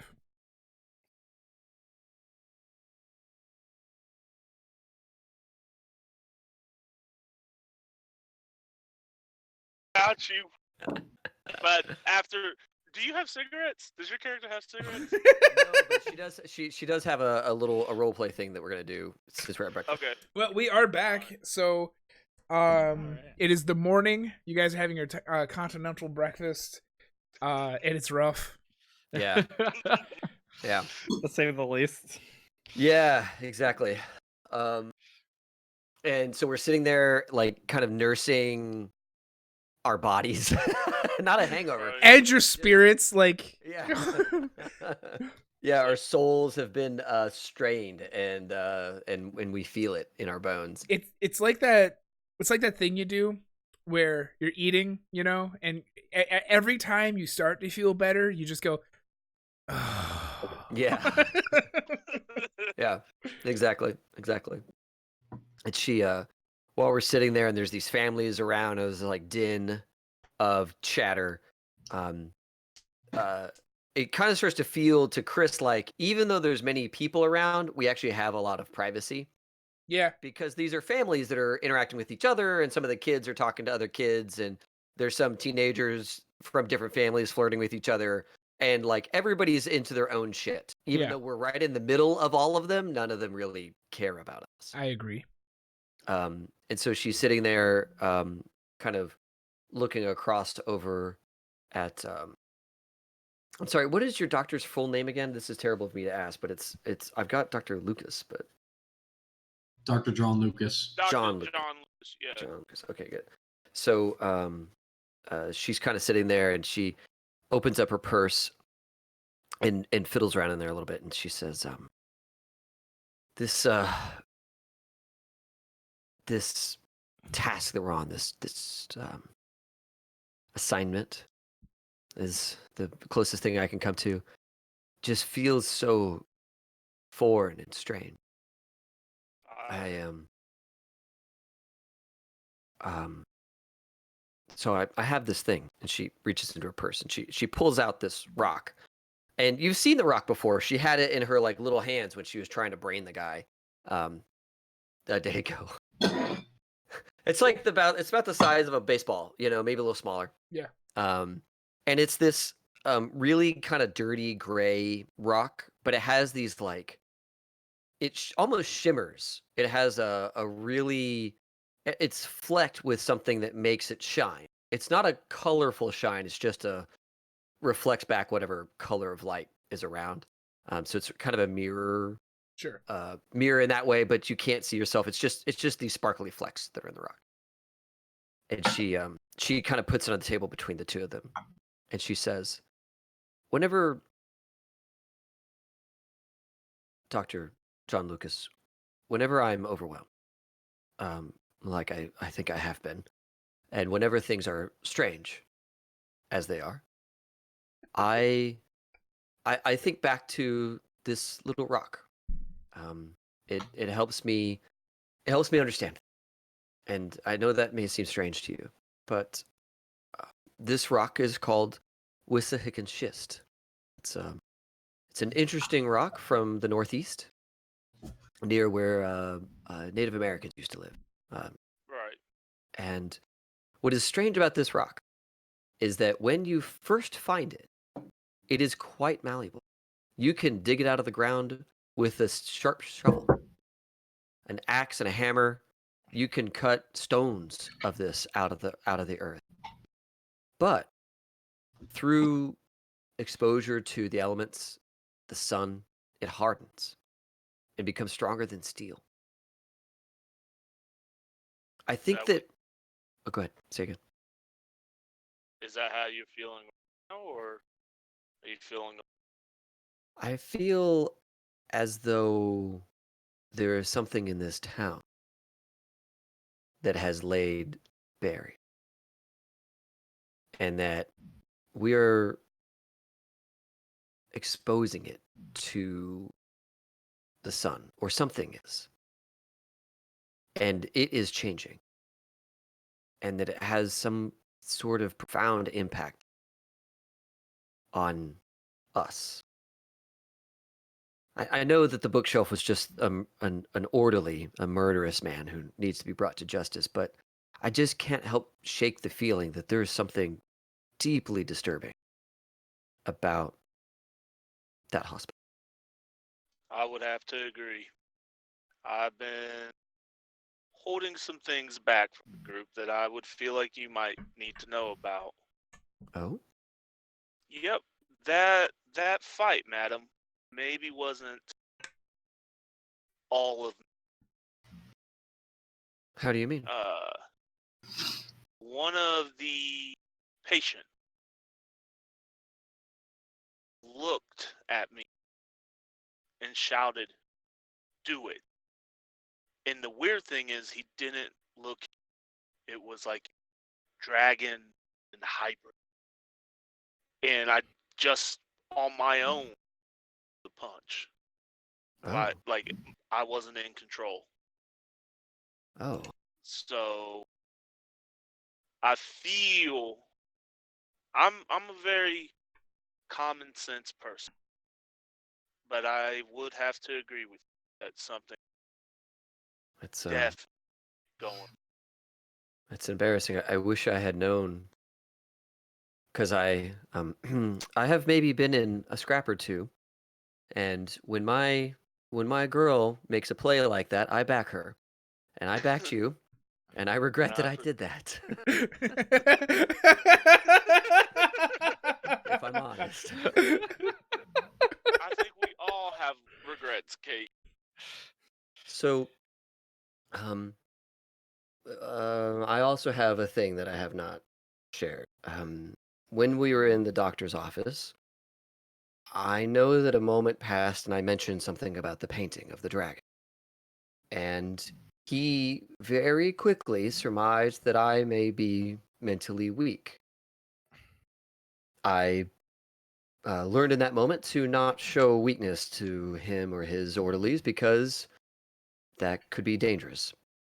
Right. But another thing happened when we left the room. Melissa and I had left the room. For a brief moment, I swear to you, on this table in this room and every person in it, that I saw the dragon charge it. I don't know why it would have done this. I don't know why I would have seen this. Clearly it didn't. There was no dragon in the hall, but I experienced it. And I it did not seem like something that could be discussed at the time. And now I realize that I probably should have shared that with you and the group. When you say that, a small child, like a little boy about 6, accidentally cuts himself on the continental breakfast cutlery, and he starts crying, and his mom comes over and is like, "Oh no, it's okay," but he starts dripping blood, and they rush him away. But like as you say, there's something strange. Ah, mom! Yeah, that really stiffens Christine up. She tenses her shoulders, is just like, I'll put my hand on his shoulder and be like, relax. And then I pull out my pocket watch, my wristwatch. Sure. Hold on to this. This watch is actually a very meaningful thing. It is my father. And any time I've had doubt while growing up or adversity, I looked at this watch. Just felt me. I could feel him, you know? And it gave me the courage to continue. But I want you to hold on to that. We're going to get through this. Hopefully. Thank you. You're welcome. Thank you, John Lucas. And she puts it in her purse, along with the And rock. by the way, just John. You can drop the Lucas. You can drop the doctor. I think we've been through enough that we can just. I see you. I certainly won't. I can only refer to him as Dr. John Lucas every time. It is a distinguished name, but I'm like, at this point, it's just like. Yeah. Perhaps we should take our leave of this place and let the families take care of their wounded child. And I take the biggest gulp of black coffee that they got. And you Oh, head. yeah, they don't have like to-go cups. Yeah, she has to do the same thing. Yeah, it's just like down the coffee, and you're headed to the hospital. Yep. I very quickly want to know what Melissa's and Max's plan is for the day. Oh God. So we found their note, and I'm assuming we interpreted it correctly. Yeah. From what they were trying to convey. Roll luck. No. Okay. We were shaken up by the time we got the. I didn't want to take that for granted. Can you remind me what the note is? Yeah. It's the Shine retires from Danvers note. I'm And sorry, what? It's the Shine retires from Danvers note. Oh, okay. it's that note, and then their supposition that it was weird that he stayed in town because he was like meaning to leave town and some other things like that. Yep. I wrote Yeah. some So it was down. strange that he left town, and also like, the note mentions that his papers and thoughts and things are at another hospital. Okay. And so we left to go and investigate that at first light. And you guys got home, got back to the meeting place really, really late. And I Mm-hmm. imagine you're like, they left this for you, and at that point the blood had soaked through the envelope, and you're like, I'm not dealing with this tonight, and then went to sleep, and then woke up and then read it. I didn't leave it with the front desk because of the blood. Yeah, right, exactly. So Melissa just found it in her room, like this Right. bloody envelope that says Melissa on it. Right. on her pillow right before she goes to bed. Did not think about how bad that could have looked. Yeah. It was very polite to let everyone know where you're going. Yes. Oh, absolutely. So Melissa's priorities is probably to call JK and see about the lawyer situation. Like, did he find somebody? Are they coming into town? When are they going to get here? Jonah Kensington. Great. So you want to Yeah. call Jonah Kensington? Yep. Roll luck. Sure. It's a busy man. I gotta get lucky. Where did this go on my sheet? There we go. Oh yeah, I forgot. Luck's always in a weird spot. Yeah, it's kind of like sanity. Oh yeah, I failed. Oh man, you spent a lot of luck. Boy, I howdy. did. You ring, and it rings, and it rings, and Jonah does not answer. All right, and then failing that, I guess Melissa would probably go find Max and figure out breakfast and figure out if we're gonna meet up with the rest of the group or what we're doing. What was Max doing this morning? Okay. This morning, I don't really have much for Max to be doing this morning. How much time do I have, really? It depends on what you guys want to do, because them at the hospital could take a lot of time, or it could take very little. Okay. I can always come back to you guys. I'm thinking. So I'm just discussing with Melissa. I'm thinking, looking into that symbol we saw on the gravestone. Yeah. I agree with you. I think we should look into somewhere. Because let's be honest, we don't have much to go off of right here, other than our continuous attacks and following. We're gonna have to work a way to get this man out before the new moon. How far Time away for is the new moon again, Max? 2 days. Wait, Alright. 3 days or 2 days from now? 2 Since it days. was last. 2 days from now. We have 2 days. So So today we better, today is the 5th. It'll happen on the 7th. better get moving on that. So then I guess we in the morning would go to the library Yeah. and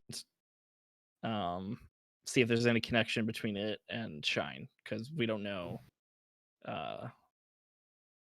much of anything else yet. Very cool. So you're headed to the library? Yeah, and I'm assuming it'd be hard to get to the hospital because we don't have a car. It's true. And it's going to be the same library that they investigated. When you get there, it's going to be in shambles, or at least in a commotion. Yeah. Chris and John arrive at the hospital. Is this a medical hospital or is this another asylum? This is a medical hospital. Okay. Beautiful. This is a legit hospital. Okay. What are you saying that Danvers is not a legit hospital? I mean, yeah, Stone from Ireland, Yeah. kind of thing, lizard people. Lizard people. It has some notable problems. A It's just severe like the lack doctor's like- of bedside manner and Look, man, I'm just saying, if I can't get a flu shot, it ain't a hospital. Yeah. This is indeed a hospital. Okay, good. I'm sorry, Casey. What was John saying? Well, I was trying to figure out how to get to where his paper. And I was thinking, because I'm a doctor, would I use education? Would I use, like, that's the thing. Oh yeah, would it What be in would I like the use? hospital's library, or Yeah, would it be in would something this be a else? library? Yeah, Like, yeah. if I walk up to a doctor because I'm a doctor, like, I would assume they know who I am, right? Is that an assumption? You assume what? That the other doctors here would know who I was? Roll medicine. Okay. How famous are you?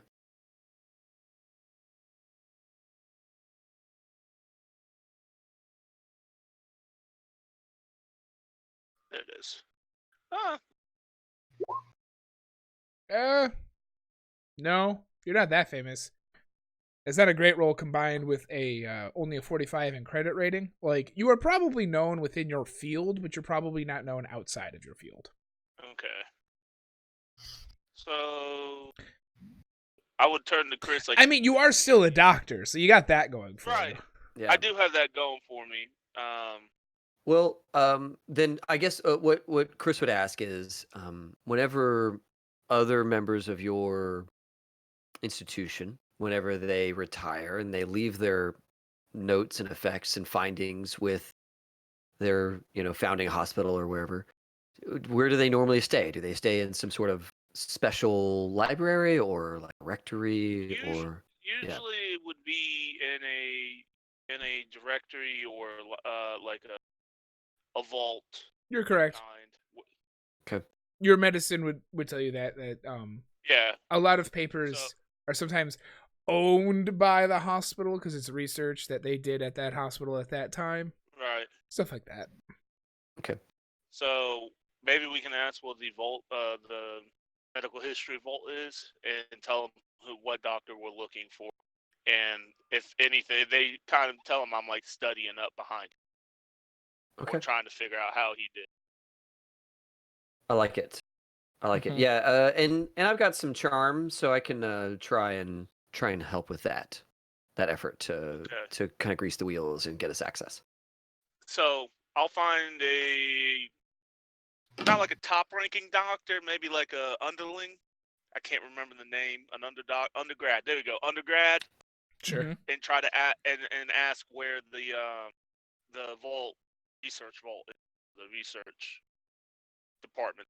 Sure. So you grab one, and they tell you like the idea of, well, things like that are kept in the archives, but you need special permission to get into the archives. You can talk to the receptionist, and maybe the chief of medicine will have time for you. But I'm sorry, I'm very busy. Oh, hold on, sir. I understand. I'm a doctor myself, and I was just hoping maybe to kind of circumvent that. I'm actually looking for a good colleague of mine, Doctor Shiner. He was Dr. a good Shine. friend of mine. Oh, Shine. we are one retweet away, guys. Very good. Let's keep that up. Ooh. What Let's get through this as quickly as possible. what fast talk persuade? That sounds like a persuade. Yeah, persuade. Do I have good persuade? What were you going for? I was going for persuade because All I right. think I have good. That's Yeah, fine. I have better persuade than Sure. fast. Oh, you came with like your lab coat on and your name badge, and they're like, I'm a doctor myself. And for the first time, his eyes were opened. He goes, oh yes, clearly you are. The archives are down the hall. Of course, I'm sorry to get in the way of your research. I appreciate it, sir. And we take a beeline straight. No, dude, With, make with, that the, man with the help you critical, now. with the Make that critical, man can he use like slang. bring us in and open the door for Yeah, us? Oh yeah, no, like He worships it. Have this man assist you in your research. no, he's too busy, but he pages someone else to do it on the other side of the hallway. Like yeah. you've Oh, made yeah. a presence. Unlike Melissa, who acts like she has a clipboard, you have a clipboard. I left my clipboard somewhere digging through her purse. Look, Melissa is a lab researcher. She doesn't really deal with people. Man, So- what a time to crit. This is just to awesome. let everybody Oh, know, no. I had a 35. Yeah, no, Oh, it was nice. not a great doesn't chance. literally doesn't matter what your chance is when you roll a 1. One, right? I was like, woo! All right. That's all my good rolls for the So night. we have like uninterrupted access to the archives of the Yes. Salem Hospital. Are we gonna take our time and mosey through it looking for stuff? Yeah, absolutely. Yeah, I want I to. mean, This we- is the first time we haven't been rushed in research, and definitely I would want to take some time. Yeah, same here. I would like. So you take your time. I'm not gonna have you roll for it because one, that was awesome, and you'll eventually get these. They've got those brown boxes with like dust lids on them and all that. Some of them don't have them, but you know, just The filing old banker boxes. boxes. Yeah, exactly. Yeah, those Yeah. things.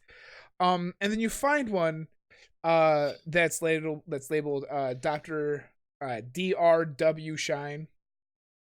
So you it takes a little bit of time, but you find it, and then before you take the lid off of it, you see a symbol on it that is penned. It's not like the pen had ink. It's just like someone had drawn the groove of a 5-starred pentagram with an eye in the center.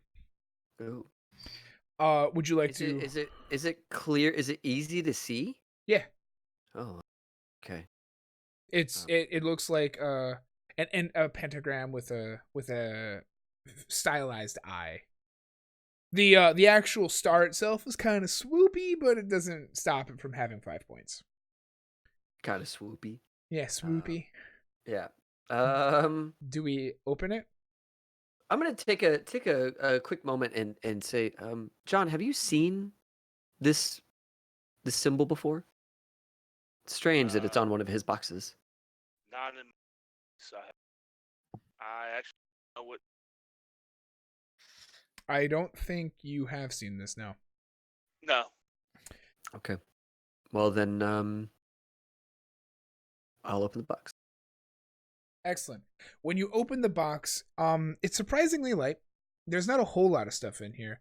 There's a couple of those binder clips with a few manuscript things that are not terribly long, maybe like 30-ish pages each. I have only a couple of them that are obviously research. There's a few photographs, and there's also a thin journal. Sweet. Photos first, then journal. Many of the photos are obviously uninteresting to you. There's like signed on the back of one of them is like my first patient, and you see like a very young Dr. Shine in a grainy black and white photo with someone sitting up in a bed. But the only photo that like really sticks out to you is a photo of Danvers Hospital in the background, because in the foreground is Dr. Shine smiling, standing next to a large, maybe 5 foot tall round disc with that same symbol found on the top of this box etched into the stone, with inmates of Danvers Asylum surrounding him. Mm. Oh wow. So there's a ring of people around him. And they're all posing for the camera. Okay. Okay. And they're all like, and like the amphitheater is like directly behind them. And then up the hill, you see Danvers in the background of that photo. And it's kind of like a safari kill shot. Like they're all posing next to this big disc. Is McBride in the shot? Yes. How does he look? He looks great. Okay. He's just as happy. Well, in the article, in character, I'd be like, remember, Kate, like in the article, it says that he was very happy, like that he was taken over. And then in our old research, he seemed like a pretty sound-minded doctor before he got this shit. This is so strange. This symbol. Okay. Let us look into his journal. His journal is relatively lengthy, and it's going to take you some time to digest. But there's a few excerpts from it.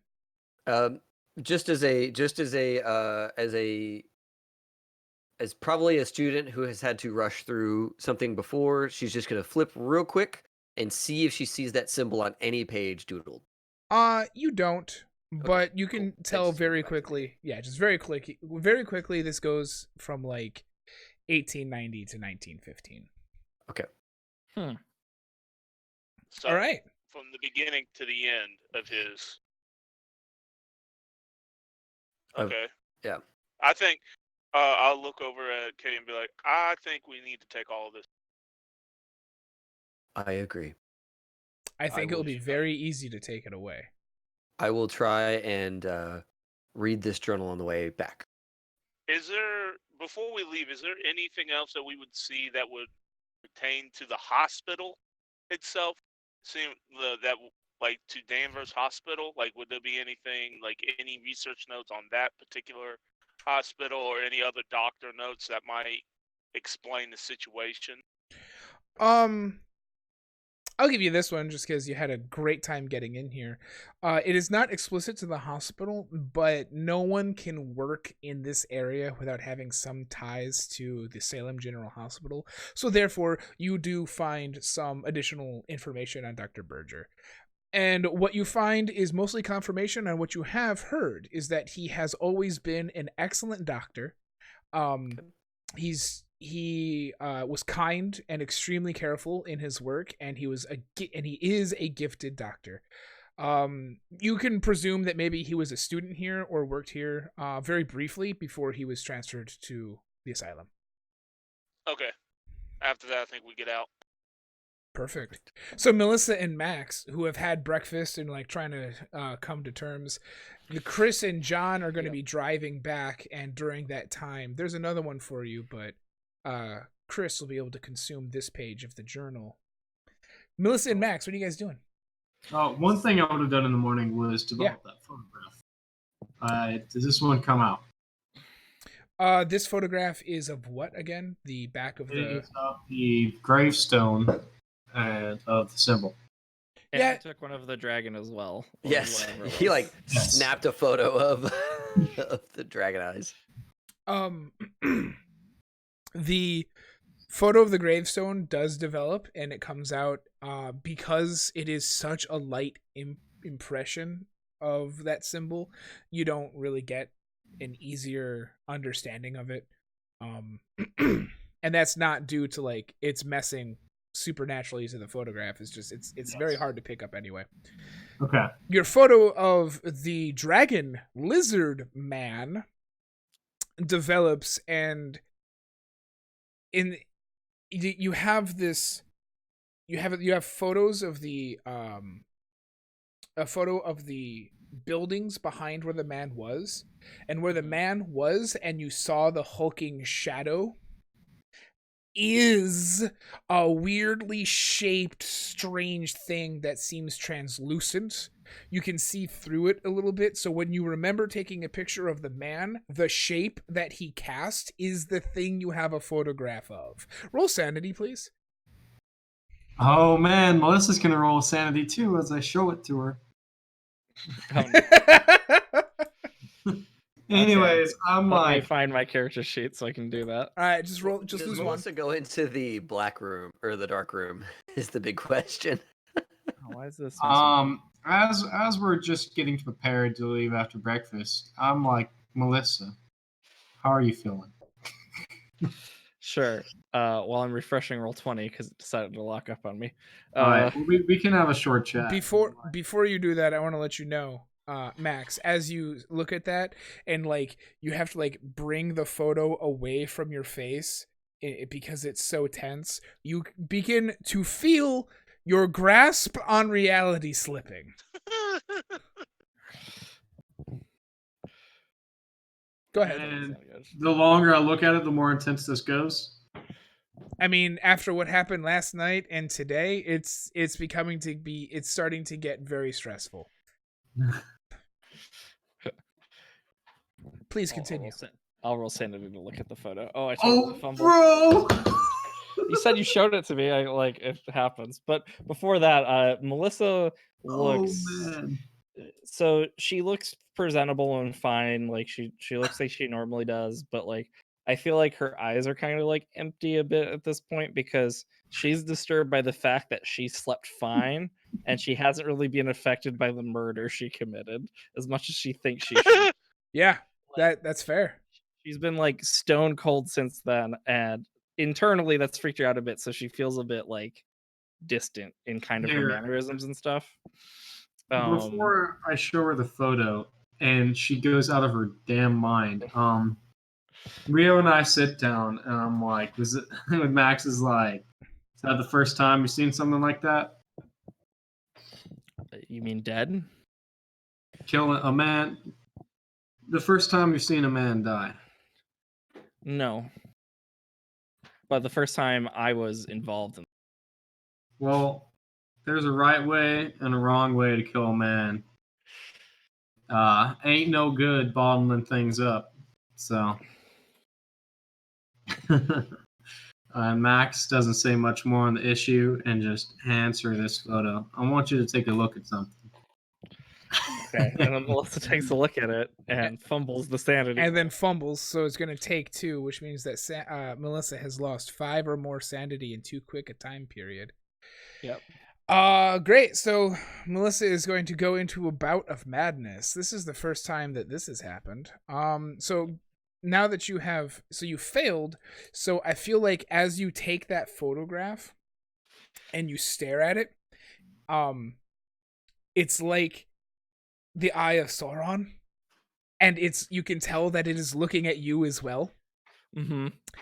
And then it's like you're not actually talking to whatever is here, but you can realize that you are having an engagement between whatever you're looking at, and whatever he's looking at. And at that point, Melissa runs around and starts like closing up the curtains, trying to like obscure where Melissa is, because Melissa's now freaking out and is like, it knows where we are at all times. At this point, I want Melissa to have a phobia, or at least a phobia of graveyards. Sure. And so that means anytime that she goes into a graveyard or even has to deal with one, she's going to take a disadvantage on every single roll that's involved with that. Wow. Sounds perfect. Also, do I click this Bout of Madness dice button? No, because I'm just doing one. Okay. I'm just go ahead and doing one. There's recommended random ones. Gotcha. So phobia of graveyards. I wrote that down. Yeah, that's going to be fun. I need a D10. 5. Okay. So now, Melissa, and we'll get more into this later, but Melissa is now temporarily insane. Where for a little while, any sanity that happens to her will send her flying into another bout of madness. Mm-hmm. This happens to everyone when they go insane. Mm-hmm. Okay. So at this point, Melissa literally does not see the world the way it is presented. But we'll get to that later.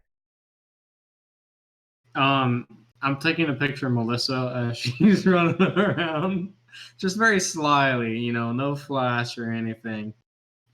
She gets Sure. a photo taken, There are some more questions. So this happened before we hit the library, right? So we haven't even tried Yeah. that yet. Okay. All right, so I got nothing to add to this scene. Yeah, I you will- think you did it fine. you'll be able to get to the library.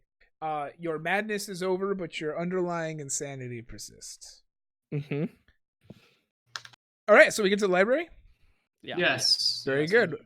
You arrive at the library and you see that the librarians are like trying to fiddle with trying to set books back up because all of that happened late at night, so they didn't want to fix it at night.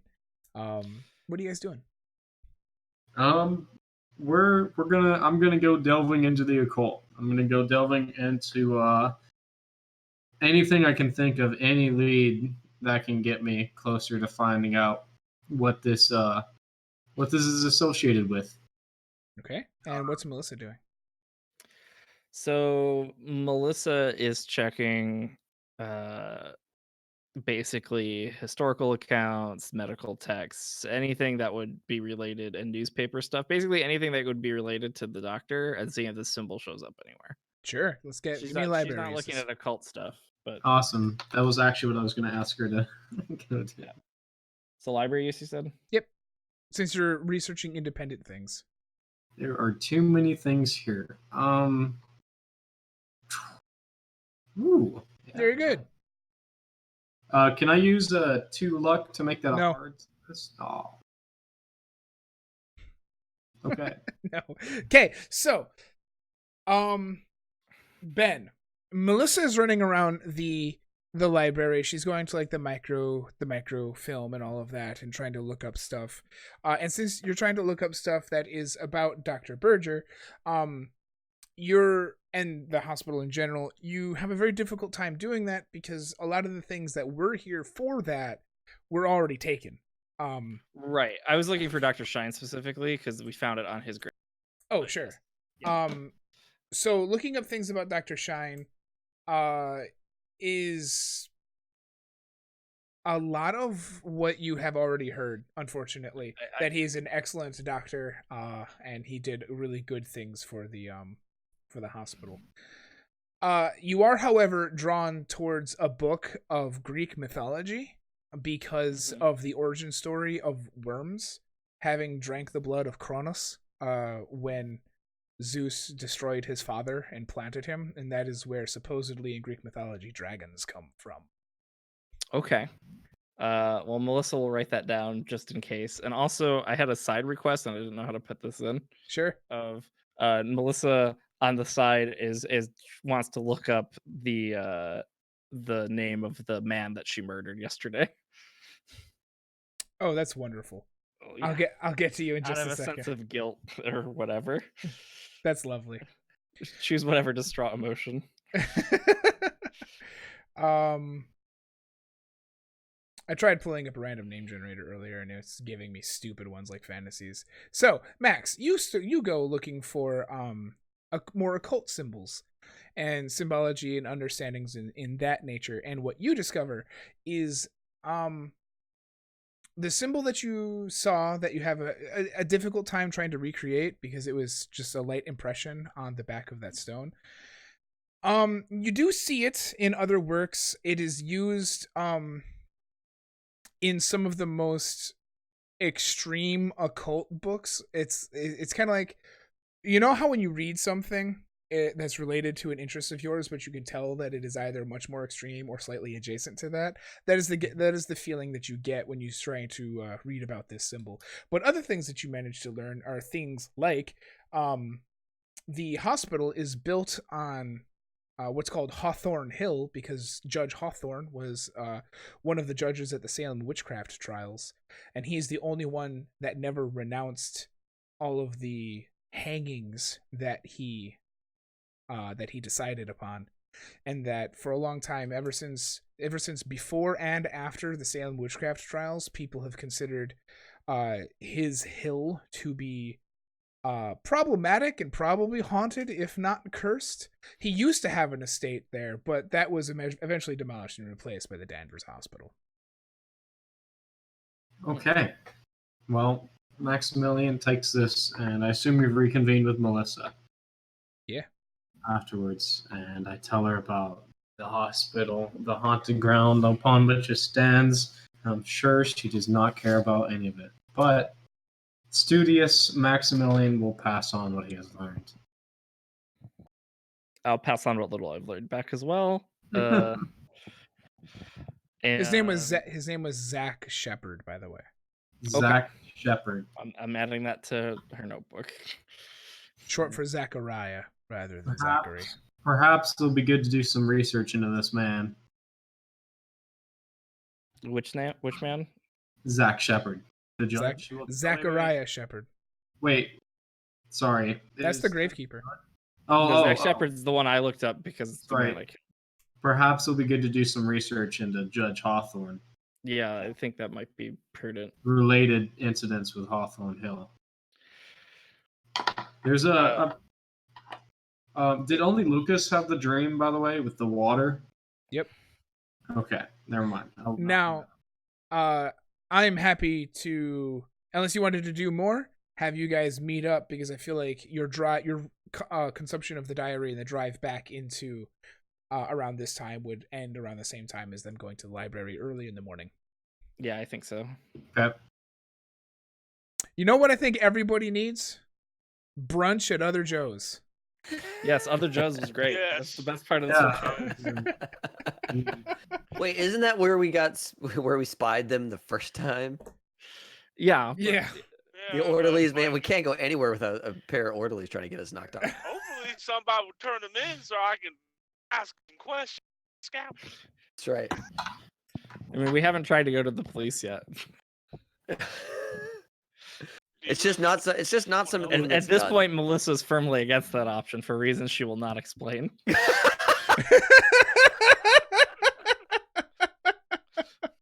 We should go to the police. I don't think that's a good idea. No. Okay, but why?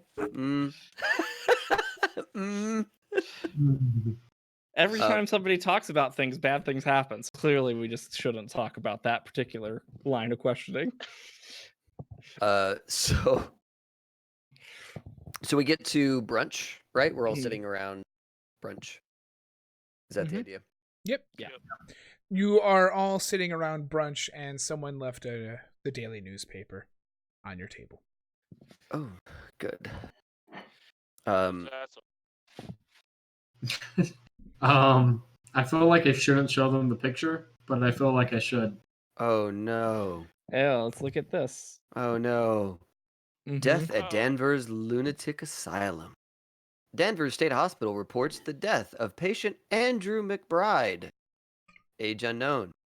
McBride was found unresponsive in his cell early this morning. Cause of death is declared a suicide, reports Superintendent James Berger. It is a tragedy when these things happen, says Dr. Berger. Yet we cannot reach every soul that comes into our care. He is in a better place now.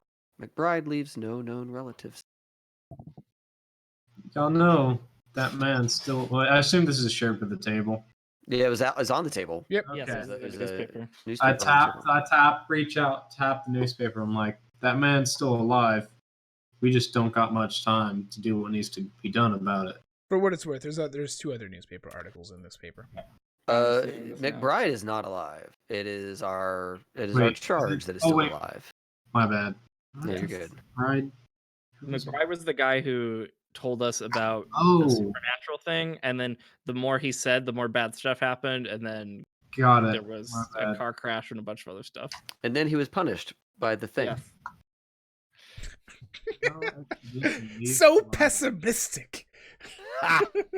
Pessimistic. I thought that Good was guys just are a dropping like complete flies, normal Rob. response. We can't go to bed without one of us dying. Oh, we are 6 or 7 away from on these retweets, guys.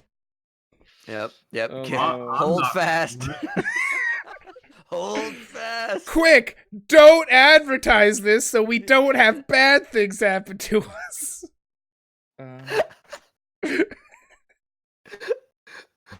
Oh boy. Okay, so The Carlisle expedition.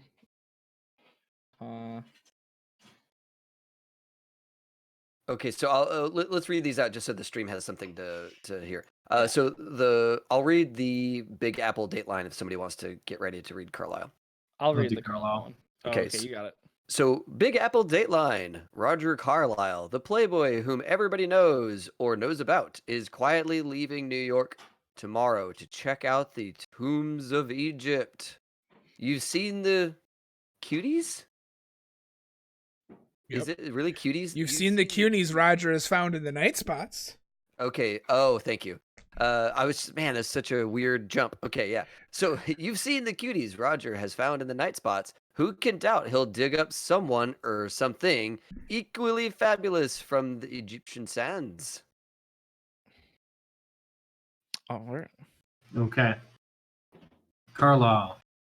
Carlisle expedition embarks for London, led by the fabulously wealthy playboy Roger Carlyle. The Carlisle expedition departed this morning for Southampton aboard the British steamship Imperial Standard. Contrary to earlier reports, the expedition will perform researches in London under the auspices of the Penhew Foundation before continuing to Egypt next month. Readers may recall the enormous party which Mr. Carlyle, now 24, gave at the Waldorf Astoria Hotel upon reaching his majority. Since then, scandals and indelicate behavior have become Carlyle's trademark, but he has never become tarnished in the eyes of the Manhattanites. Members of the expedition have been reluctant to reveal their purpose in Egypt. Other expedition members. Renowned Egyptologist Sir Aubrey Penhew is assistant leader of the team in charge of the excavations. Dr. Robert Huston, a fashionable Freudian psychologist, accompanies the expedition to pursue parallel researches into ancient pictographs. Miss Hypatia Masters, linked in the past to Carlyle, will act as photographer and archivist. Mr. Jack Brady, intimate to Mr. Carlyle, accompanies the group as the general factotum.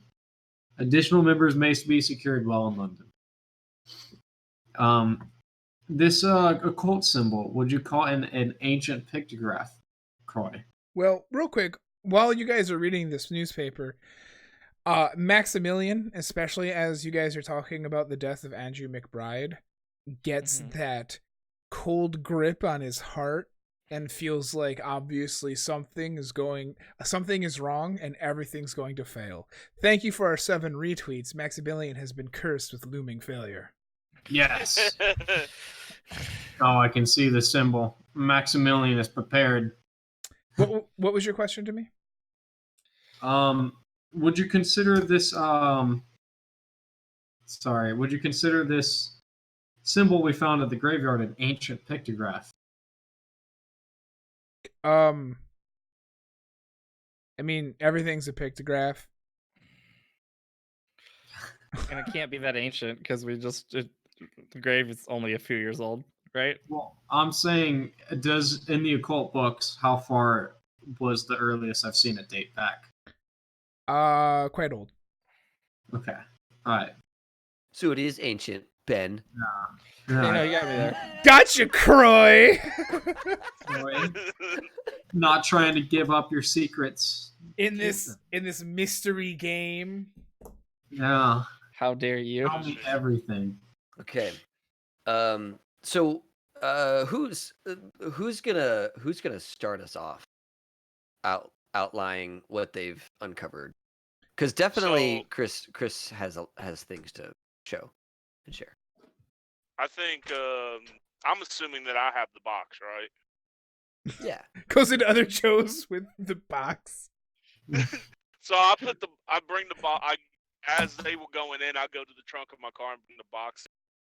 And as they finish up reading the paper, I put the box down. Yeah. Like, this is what we found. I'll take the top off and hand it to Max, because I think by this time we realize he's into this kind of stuff. I was like, what do you make of that? What's the symbol again? It's a swoopy pentagram with an Five-star eye. It's a very Eye. familiar looking pentagram there. Yep. It is much more easy to recognize and understand now that it's in a firmer symbology. Well, I'm pretty familiar at this point. I'm a little familiar with this symbol. What Our is it findings significant? might be best discussed in less polite areas than here, but we found a symbol much like this out with the graveyard. She kind of leans forward, quietly asks, "Do we need to leave town to have a good discussion?" We might need to go to a room to have a full discussion on our findings. I mean, the basics of what we found was this symbol was on the back of a Mr. Shine's grave. Yes. How did that go, by the way? Not This well. is best left for another place. Then how about we finish eating and find another place? But I can tell you about this, that this symbol is usually found in some of the more extreme and fanatical cults out there. So whatever it is, it's nothing good to be finding. So we want to go to a quiet, remote place where there's not many other people. So we go to Joe's across the street then. I'm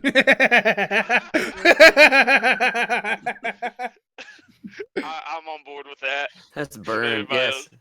So as you get up from your corner table before you leave, a guy walks up to your table. He's got red hair and some freckles. He's got kind of like a newsboy cap on, but he's like young 20s, maybe late teens. He's got a vest, and he comes up to you and he goes, "What is one of you there? You're Dr. You're John Lucas, yeah?" Yeah, how can I help you? So you said, okay, I don't want to say this too loud, but are you good for a C note? Because I just want to make sure before I go out getting this guy. C note being $100. Yeah, I know what it's noted. I was like, I am. All right, so like he flashes a pistol. All right, no, then I'll talk to you probably like hopefully tonight, but definitely in a couple days. Don't leave town now because I'm gonna do some work. Yeah, I got a job to do. You understand. Come with me, young boy. Come outside with me. Sure. Chris sits back down and continues to drink. So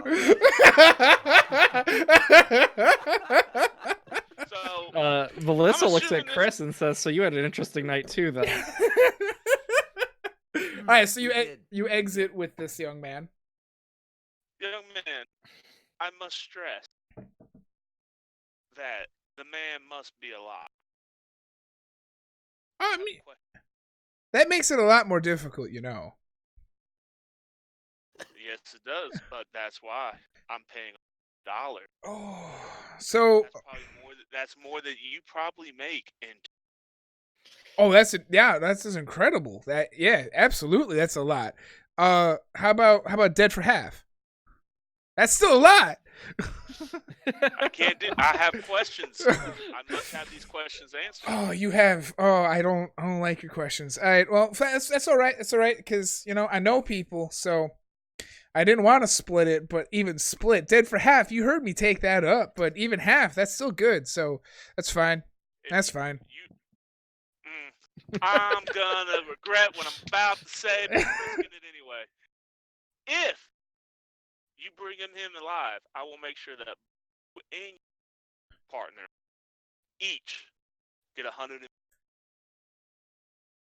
He gets like how much? I said, if you and your partner brings in this man alive, you both get 100. Is that 150? 150? 150. That's huge. So you like I know. his eyes like literally glint, and it's like, oh, you're gonna put us away happy. All right, John, you ain't leaving town. And so, okay, if I'm gonna find this guy, I need a description, and you got one for me, right? How am I gonna know I got the right guy? I'm gonna do my part. I need you to do yours. He was one of the orderlies at the hospital. That's a big hospital. I could bring you any orderly, but for 150, I want to bring the specific one, but I'll bring you any for 100.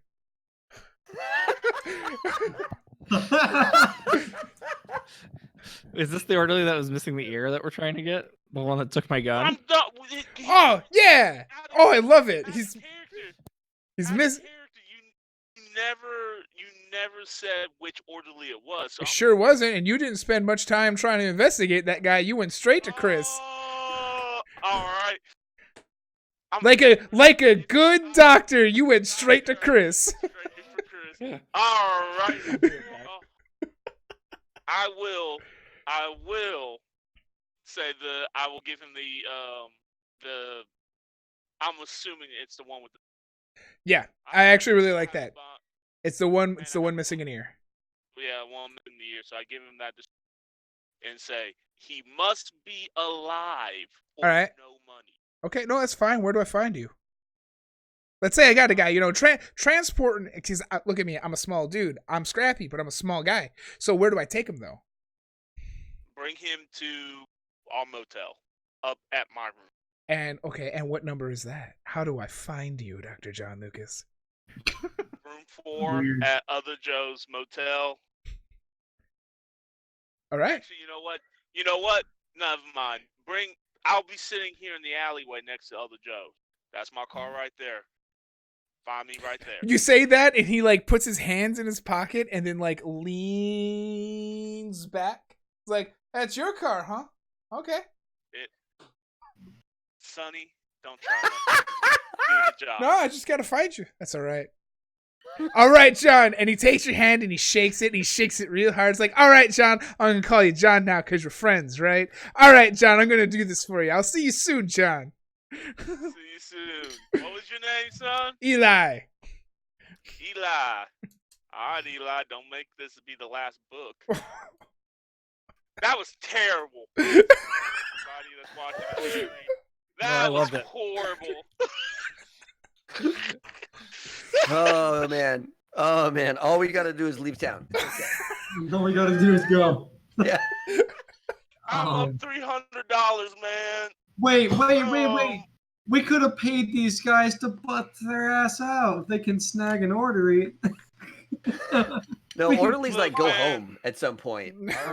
Our patient doesn't leave his room. Are you trying to subcontract your quest? That's a good idea. Like, I'm paying this amount of money, and I still gotta pay it. Like, because I saw I only have $10. Man, you had $100 in assets. I don't know how you're gonna cover a 300. You might have to have a hard roll.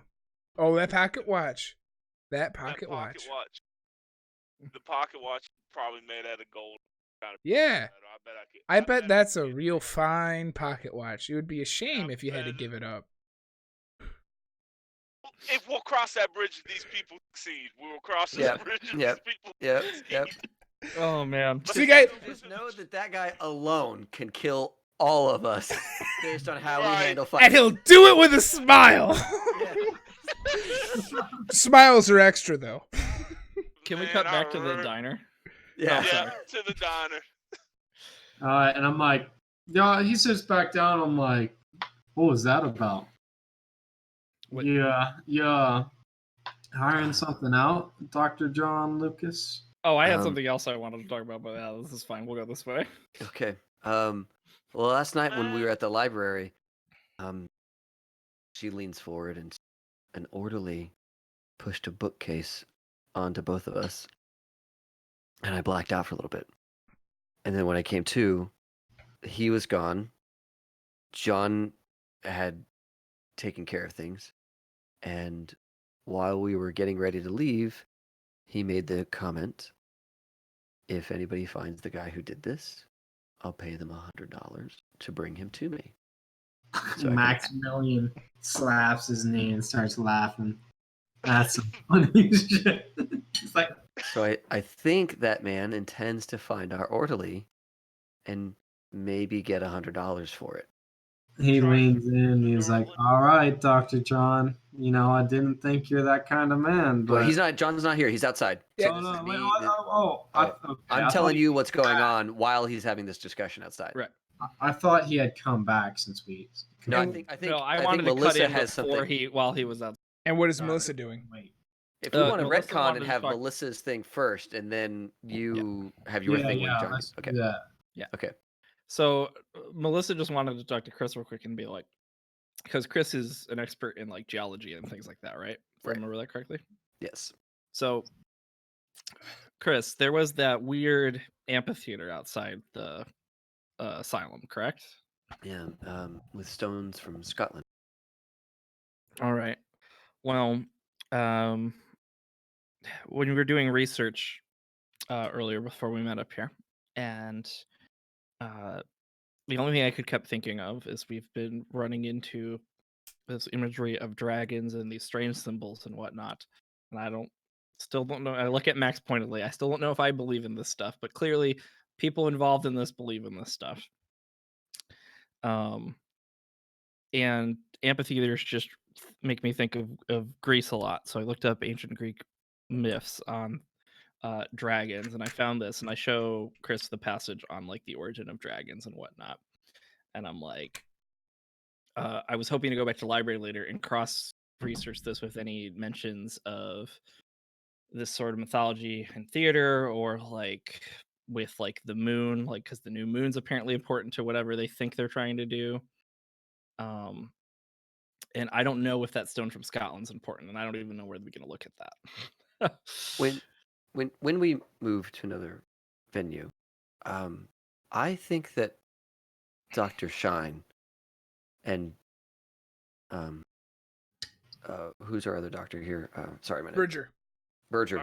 I think that Dr. Berger are opposed to one another.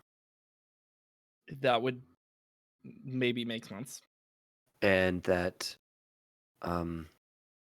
Dr. Shine was a very superstitious man. Mm-hmm.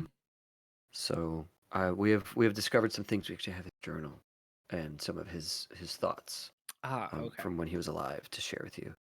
The stones, from a geological perspective, are stones, moderately porous. There's nothing very interesting about them, but it does seem that they carry some great import to Dr. Shine and to Dr. Berger. I'm wondering if a visit to those stones might help us if we can get there somehow. I don't know that the disc, which is the one that's the most important, is still available. Okay. I believe that's all kind of I wanted to So, get out there. So at this point, John would come back in from his conversation with Eli, and then doing this. Yeah, and Chris takes like one look at him, and she's like, "John, did you make it better or worse?" Meanwhile, Max is like laughing. It's like, I don't know you're that kind of man, John, but might be one way to do it. Before I took, I did rough part. Sometimes done. And this poor lady, so I take that as a Casey, you're breaking up a little bit. Yeah, I can hear you. How's this? Is that better? yes, Yes. Yeah. Okay, sorry. This thing acting up. As I was saying, things need to get done, Max. You're a man of action, and better and worse, probably. I did save a man's life from how that young man was going to handle the situation. Well, that's worse. Worse, it's gonna cost a significant. How much?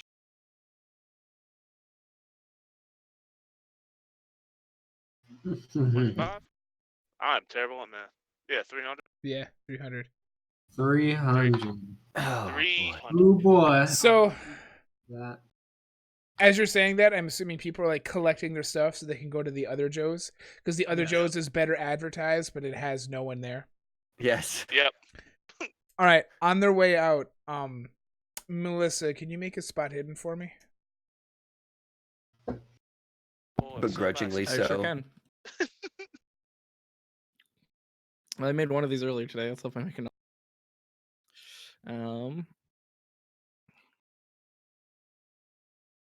Very good. Would you like to spend 4 on that? It's only 4. Yeah, I'll spend 4. Okay. On the way out, everybody's going. Melissa sees that it's one of those diners that has like one of the big window with the cooks in the back. There's a cook who, for the first time, you can see has obvious like scrapes, cuts, bruises, maybe a couple bite marks on his forearms. That's strange for a cook. And as he's watching your group leave, he picks up a telephone.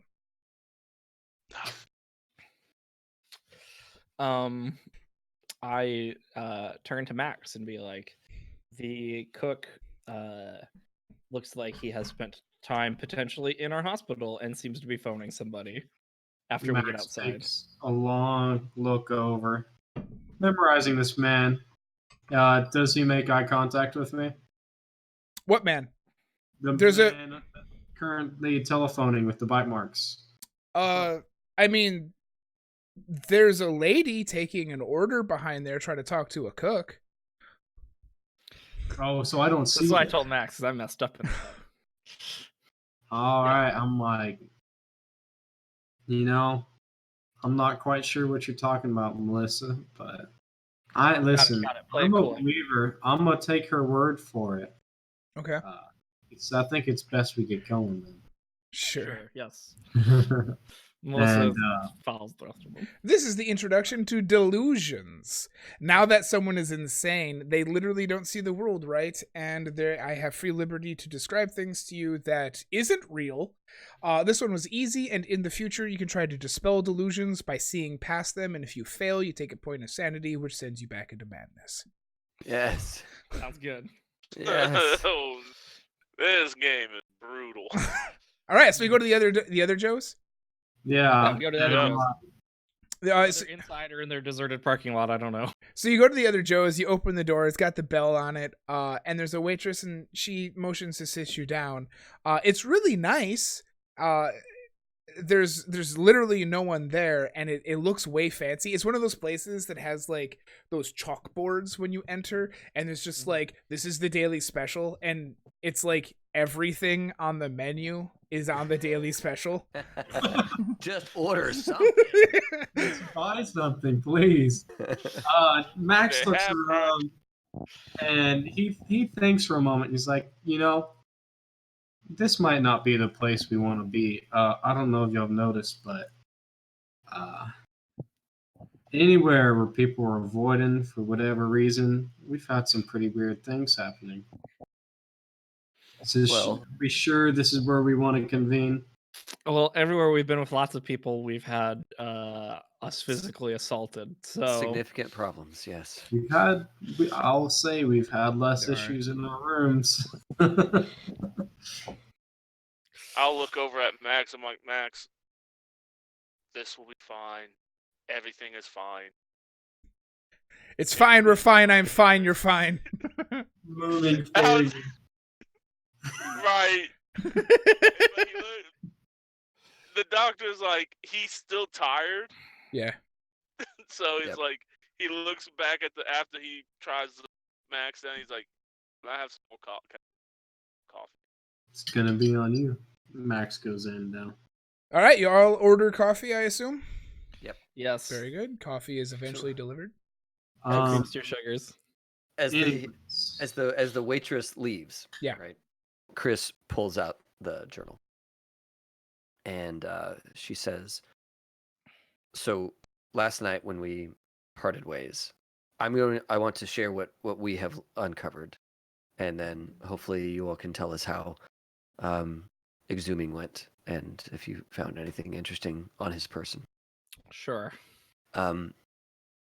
So, I'll have to read this next one next. Okay, so I'm going to do my thing and then read this next bit. Yeah, Rob. Okay. that's what I figured. Okay, cool.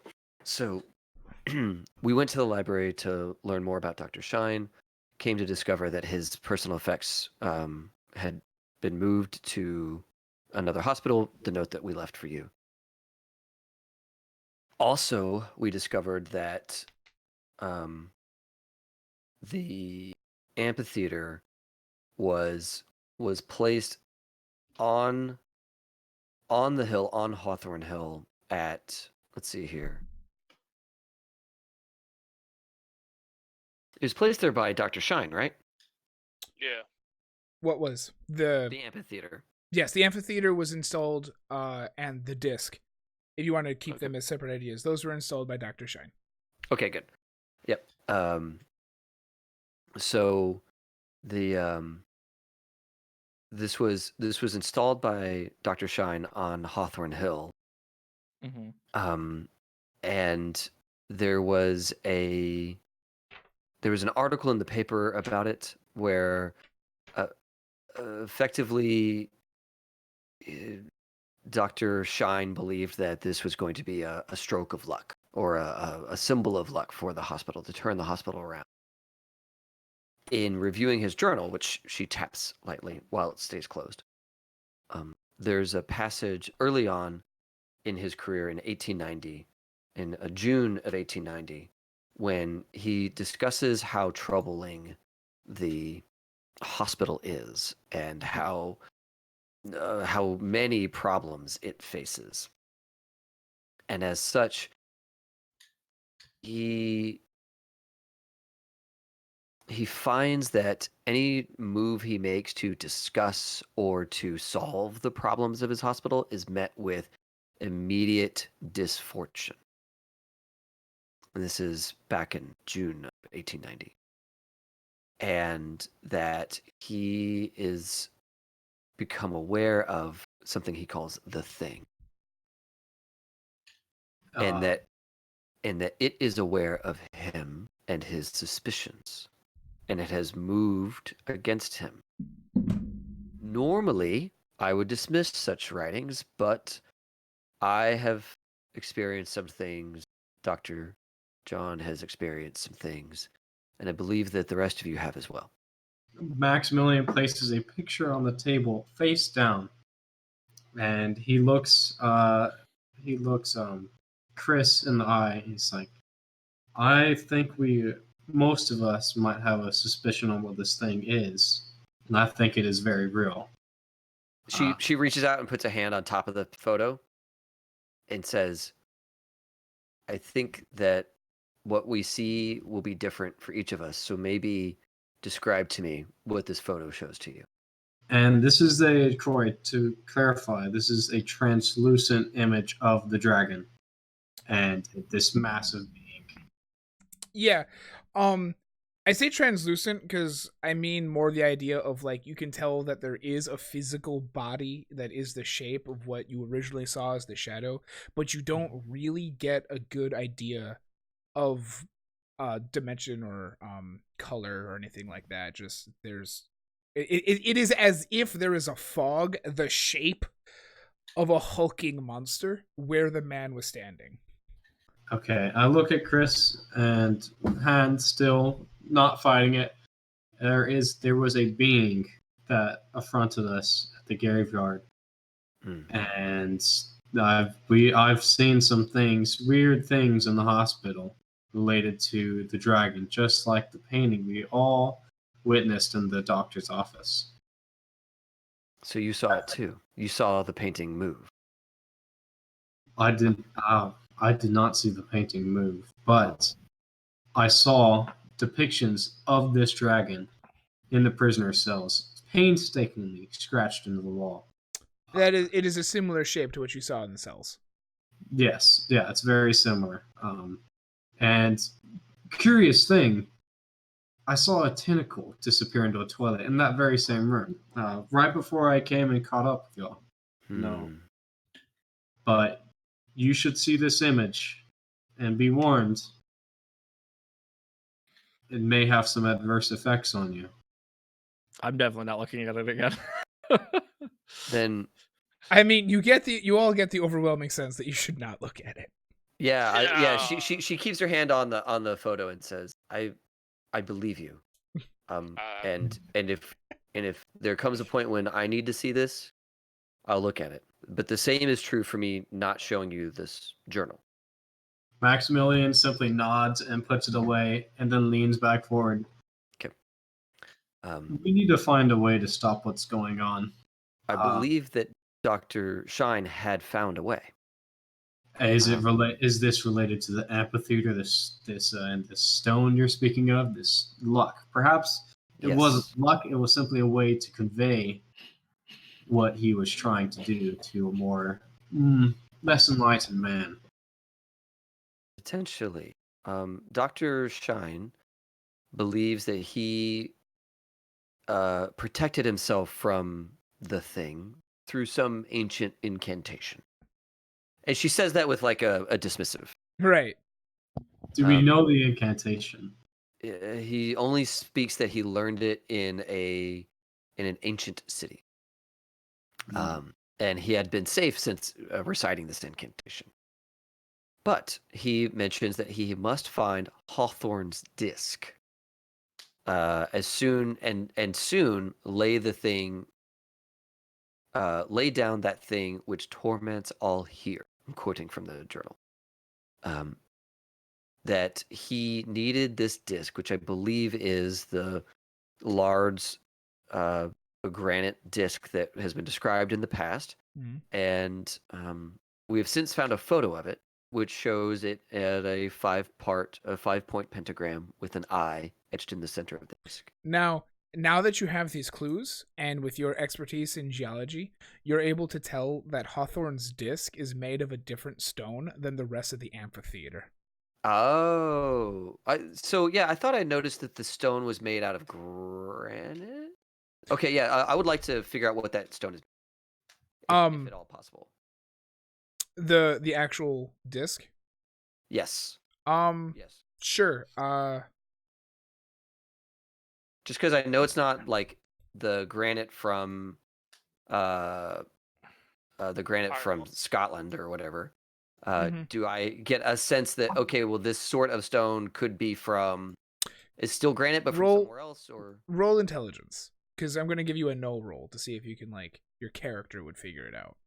Oh. Need my character sheet. Okay, intelligence. Glad it's not dexterity. It's a fail. So I'll give you some of it. Hold on. I've spent very little luck. Can I spend 16 luck to just get this? Normally not, because they're skill checks, but I will for this one. Then. Oh. Thank you. Yeah. Thank you. You are able to deduce, or at least heavily surmise, that the only reason why you were able to tell that the amphitheater was made of granite is because you were there, and there was also loose rocks. The loose rocks were not made of granite, but you surmise that they came from Hawthorne's disc. Hawthorne's disc was something that Dr. Shine found and installed around the same time that he built the amphitheater, having ordered the stone from Scotland. Therefore, you believe that the two stones are completely separate, and that he ordered the construction of the amphitheater as a cover for the installation of Hawthorne's disc, which was found elsewhere. Neat. Okay, so to deliver that message, she would say that he was searching for this disc that he knew to exist, and since found the disc by November of the same year. So very soon after he had found the disc, and it was in a peculiar area, relatively nearby, unmarred, undamaged. And in 1890, set about the task of having it installed. At the same time, he installs this amphitheater, perhaps to cover for the fact that he's laying to rest this circular stone of some spiritual import to him. Since that it had been placed there with its sigil upon the surface, he believes that it would have solved the institution's problems, and thus the article that I showed you earlier, where he said it was going to bring luck. I believe that this disc is the luck that he was really referring.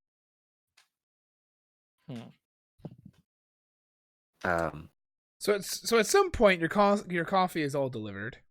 Yep. And it's terrible. And she stands there and, would you guys like to order anything? It's brunch time. I'll have a club. Apps can get fried. It's the special today. Isn't Joe's is great. Sure, I'll take it. Oh, perfect. A club sandwich. It's on special. And she runs down the list. She gets everybody's order. I'll have a small house side salad. No dressing. Dressing on the side. You know, And you are the one that gets sick. I'm having a hard time choosing, man. What's your favorite special on today?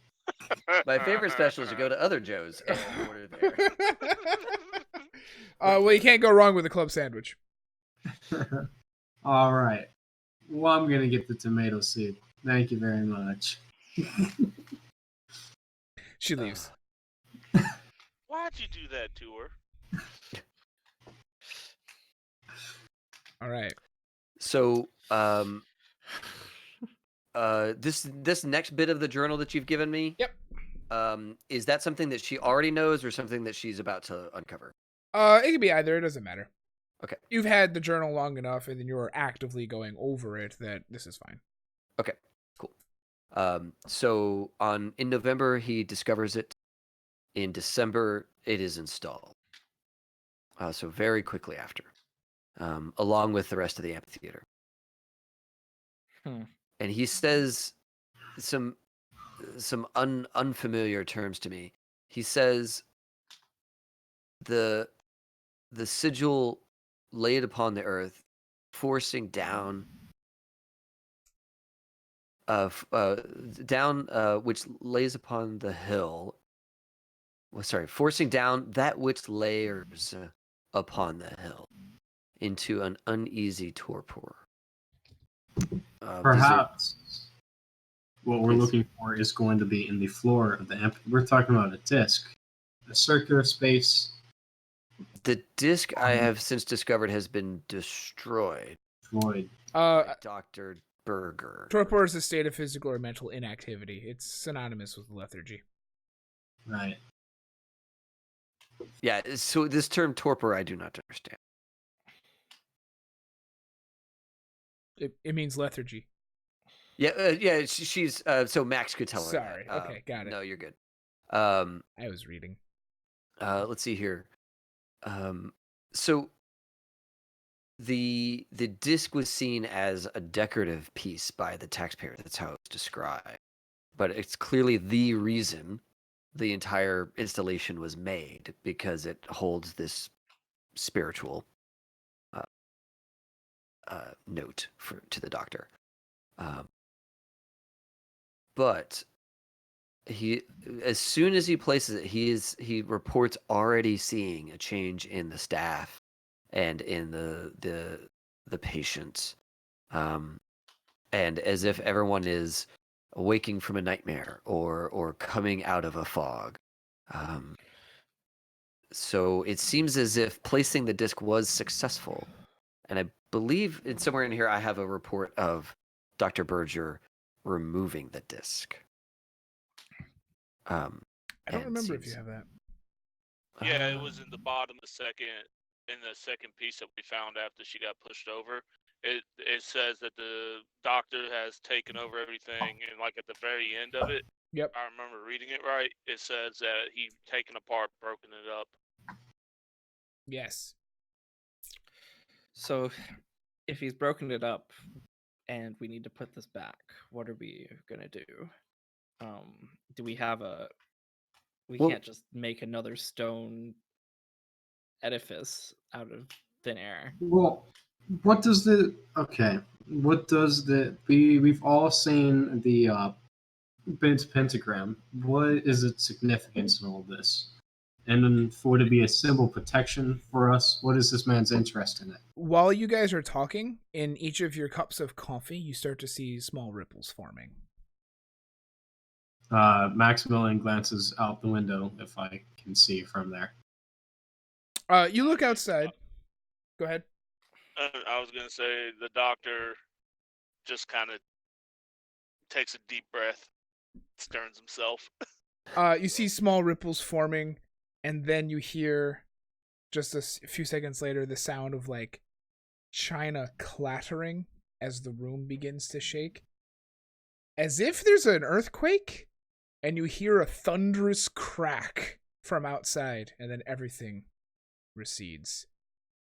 Chris, can you give me a geology? Yes, I would love to give you geology. As soon as I find my character sheet. Boom. Oh, there it goes. Science, geology. I'm good at this. Hey, there we go. An extreme success. Plate tectonics is a brand new science, and you're on the cutting edge of it, and you realize that there should be no earthquakes here ever. Cool. This is not right. And then Awesome. as you're looking at each other, the waitress comes back with all your food and sets it on the table and goes, "Oh, you must not be from around here. Don't worry, that happens about once a month. It's a little strange, but it's a quirk." I'm sorry. Did you just say that you have earthquakes every month? Mm-hmm. For how long? Oh, for as long as I remember, I've been here my whole life. When was the last earthquake? Oh, about 3 weeks ago, maybe 3.5-ish. So, Maximilian Butson, I don't suppose you experience this regularly. Perhaps once a month, about. Oh, she said that, right? Yeah. Yes.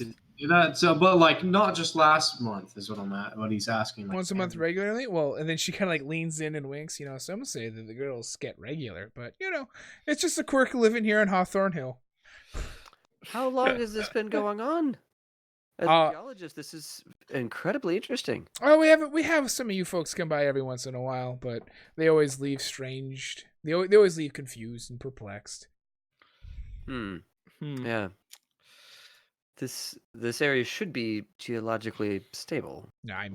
That's what they all say, but anyway, if you need anything else, let me know.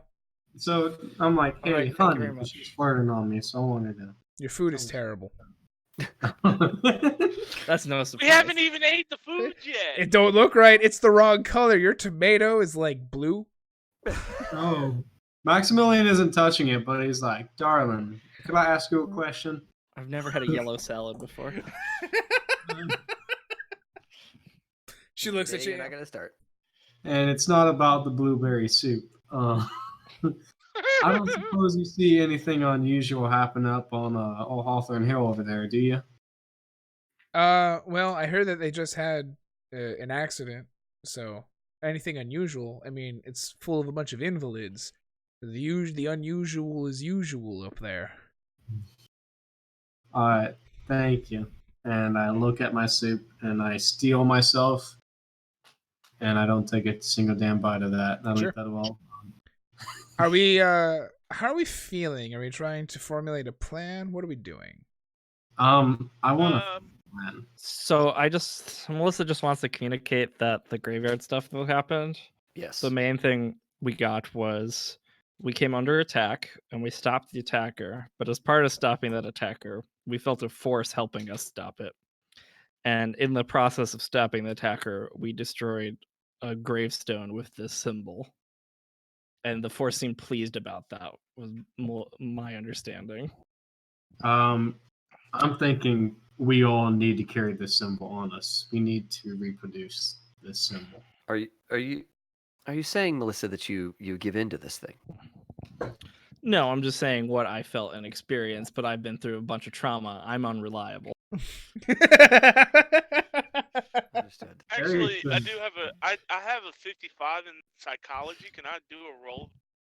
That if it's okay on. Psychology is used for understanding people's intentions and motives, and psychoanalysis is used to actually understand people's psychological state and their how put together they are. Oh, can I use psychoanalyst on myself real quick? Yeah, at a hard, because you're currently insane. How do I do a hard? I looked do a at the purple. result. Yeah. I mean, I only have a 1 in this, so it's not going to succeed. Oh, then you need a 1. All right. Yeah, you don't. Yeah. You look inward and then are frightened and then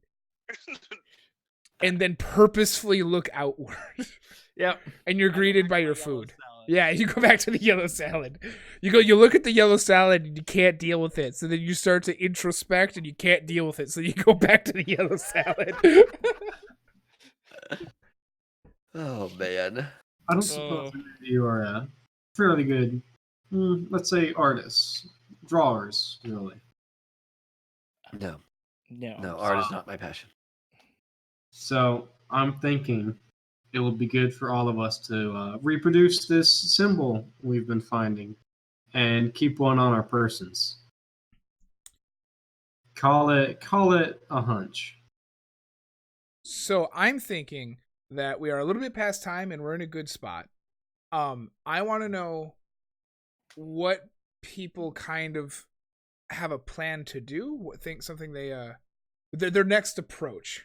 Let's talk openly about that. Okay, sure. Um, I think we should investigate the amphitheater, and we have a shovel, so that's great. I would actually.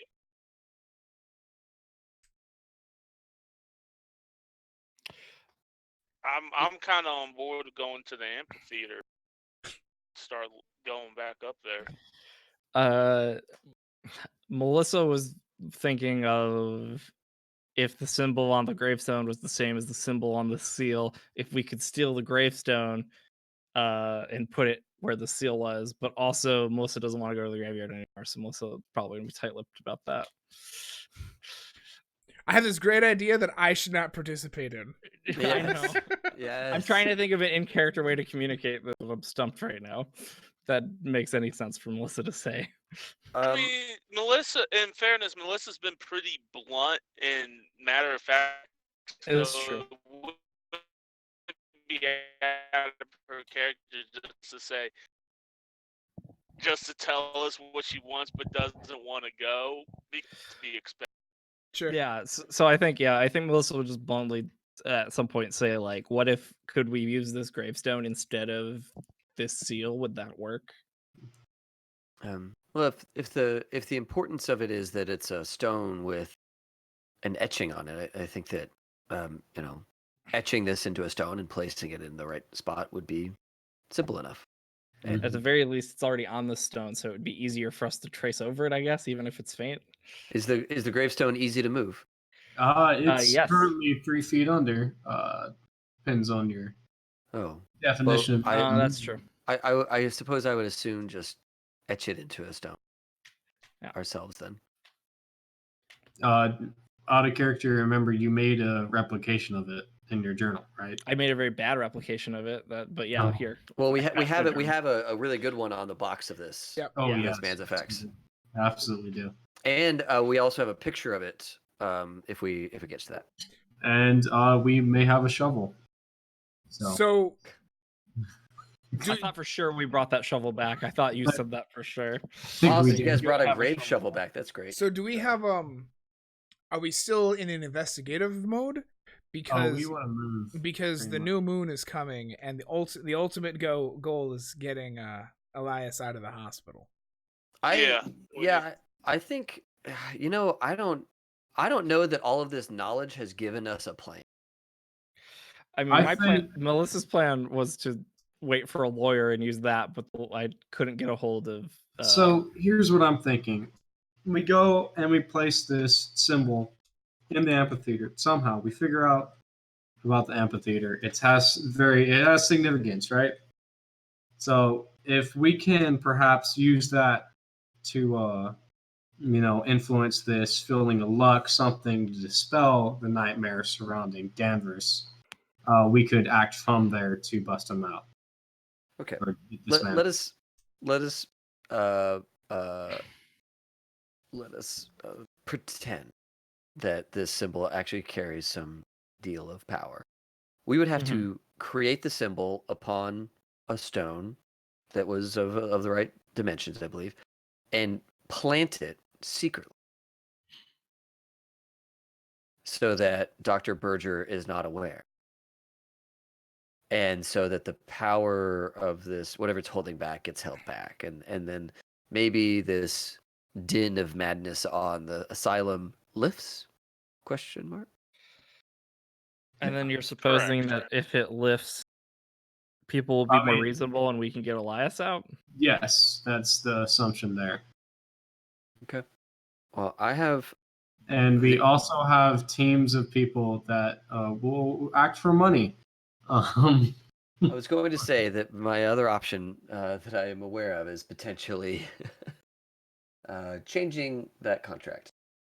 But okay, I think making a disc and trying to sneak it onto the grounds to rob the power of whatever this is. See what happens. Everyone can roll an occult or a Cthulhu. Mama. Yeah, Cthulhu Mythos. If you have any points in Cthulhu Mythos, you give yourself advantage, but please roll occult. Darn. Oh, can I use luck on Wow. this? I only failed it by 4, despite having a 5 in occult. Yeah, totally. I'll totally use luck. Hard success. Hard success. He got a hard success. So don't waste your luck because this will be common knowledge. You just need somebody to have it, which is, you guys believe that you can faithfully recreate the symbol, but you don't know the efficacy of such symbol because you don't have the words that Berger described. Crap. That Or Dr. that Shine. that Dr. Shine described. Gotcha. Then perhaps while someone goes about reproducing the thing, I will continue to read his journal to see if I can find the words. That sounds like a plan. Or a reference to where the words could be found. Sure. Here, Maximilian is gonna turn to her and be like, I think I could help you with this. This is falling into my territory. Plus, y'all have like terrible occult. Oh my god. I mean, I'm a doctor. Right. I've got about 8 times as much as the next person. Yes. Yes. By all means, this is your arena. You tell us. I'm out of ideas where geology can be of a service. The salad's not so bad after it burns your taste buds for a few bites. So then I think That I'd is like to comfort, call it Melissa. here. Yeah. Okay. I think I'm gonna call it here, and then at some point I'm gonna ask people to send me. We'll chat in the group, just a basic idea of like what our basic plan is. It may not succeed, but just so I know what to prep. So we're gonna call it here. Are people good to play in 2 weeks? I'm good to play That next should be, week or 2 weeks. Yeah, it doesn't matter. Yeah, I'm good for either. That is the 31st. Let me Yes. confirm for you, friend. Yep. Because that's getting into other territory. I'm just glad a tentacle didn't come out of the blueberry soup. 2 there. weeks is good. 2 weeks is good. 2 weeks is good. Is your schedule going to change beyond that? Yes. After that, I have a bunch of work travel and some other things coming up. So Alright. like, I'm expecting us to finish in 2 weeks. That should be the last one. yeah, February is going to be hairy for me, but Yeah, well, I'm imagining we're either gonna get Jackson out or we're gonna all end up in the asylum in 2 weeks. So All right. So then we're gonna do it really quick. Casey, what did Casey do that we liked, that we enjoyed, that we want to see more of? Chat, feel free to join in and tell us as well. I liked Casey's attitude in the library scene when the attack happened. Felt it Yeah. worked really well. Yeah. And I like the follow-up scene, especially with the $100 and all that. Yeah. Yeah, everything with Eli, and I really like giving up your treasured possession. That was big. Yeah. I mean, That was cool. it had to be do done. no I mean, harm. it's the only way. I think I liked a lot that you acknowledged as a player, this is not the right move. But as a character, it'd be like, I really want this, and I'm gonna do this, and I'm gonna up the ante. And and I know it's not going to go the right way, but this is what I would do. I like that a lot. I like that moment. I think that was really cool. I think John doesn't understand the value of money in this time period. No, yeah, John, in like the early 1900s. Yeah, because it went from $100 to $300 real fast. That's like that's literally what I meant. That would be what I make in a year now. In like Yeah, that's like that's a lot of money. Yeah. Yep. This is back in the day where a penny could have bought you a steak. Better hope they die. How about Max? What did Max do that we really like, that we want to see more of? I liked all of his, like, he really went in on, like, with the camera work, cult work. Yeah. Like, it seemed like he really dove into that, and I think that's, like, kind of the thing we need to get through that, because we got, like, 3 very simple people here, and it's really not getting. He's got a particular set of skills. Yeah. Yeah, and I enjoy his bantering. I Mhm. I think the wisecrackness of him. I really like the desperate fight with the zombified man. God. Like I like it was like you could see the light at the end of the tunnel so many times for poor Max, and then Max just got dragged deeper Max is and trying to be like deeper the good in, God. and every time it was like quicksand for him. It was it was so bad because he was always just one good roll away from leaving. Yeah, I Yup. really liked that scene for Max because I thought that was a nice desperate moment for him. Definitely. How about Dave, Chris, starting on the bottom and working our way up? What did Dave and Chris do that we really liked? I really liked your short roleplay sessions because they added character depth, but also didn't linger. So that was really cool and well timed. Yeah, I enjoyed that. Our personal scene, I enjoyed a lot of. I like how same kind of thing. Like you kind of like outside, you kind of like this is probably not a good idea, but I'm gonna try it anyway. Well, It's that too, but also like Max goes, "I'm going to show them the photos," and she's like, "Nope, no, I'm not going to look at that." Yes, no, that was going great. on that one. He didn't. You can't. I'm not gonna let you inflict wounds onto your party members unless they accept it. And I love that Chris was like, "I'm not into this." Yeah, because it was like, this is gonna do things. That I was like, I'm just gonna put my hand on that. That sounds disturbing. And Chris is not someone who likes to look at disturbing things. Like, no, I don't want to see it. My favorite Chris moment was just a little one when Chris asked John, "Did you make things better or worse?" That was my favorite. Oh yeah. Oh yeah. Good. It wasn't a major part of the scene, but I thought it was perfect for the tone of what is happening. So Yeah. And now for Ben, who's playing Melissa, what did he do that we liked that we want to see more of? I love the fact that your character is fighting so hard not to believe this, but inward is starting to believe this. Outward, she's like, I still don't believe this. Inward, it's like, something's definitely going on, but I'm not going to let them know. That character arc is really common in Call of Cthulhu, and Ben is doing it really well because oftentimes what happens is people are like, I'm skeptical, I will never believe this. But I actually see Melissa going through the phases of, I do not believe this, and the next phase is, I still don't believe it, but I acknowledge that something's happening. Yeah. And then after that, it was like, okay, so this crazy shit might be working for them for reasons I don't understand. So I get that it works. It's not just that it's strange. This shit's real, but not because they think so. Not because of the way they think. Because as far as I'm concerned, Max's stuff is still malarkey. Because Max tried his stuff, and that didn't work. The only thing that worked was violence. I like Max is trying to be like the good person there and not kill the man, and Melissa just lowers her shoulder and fucking murders him.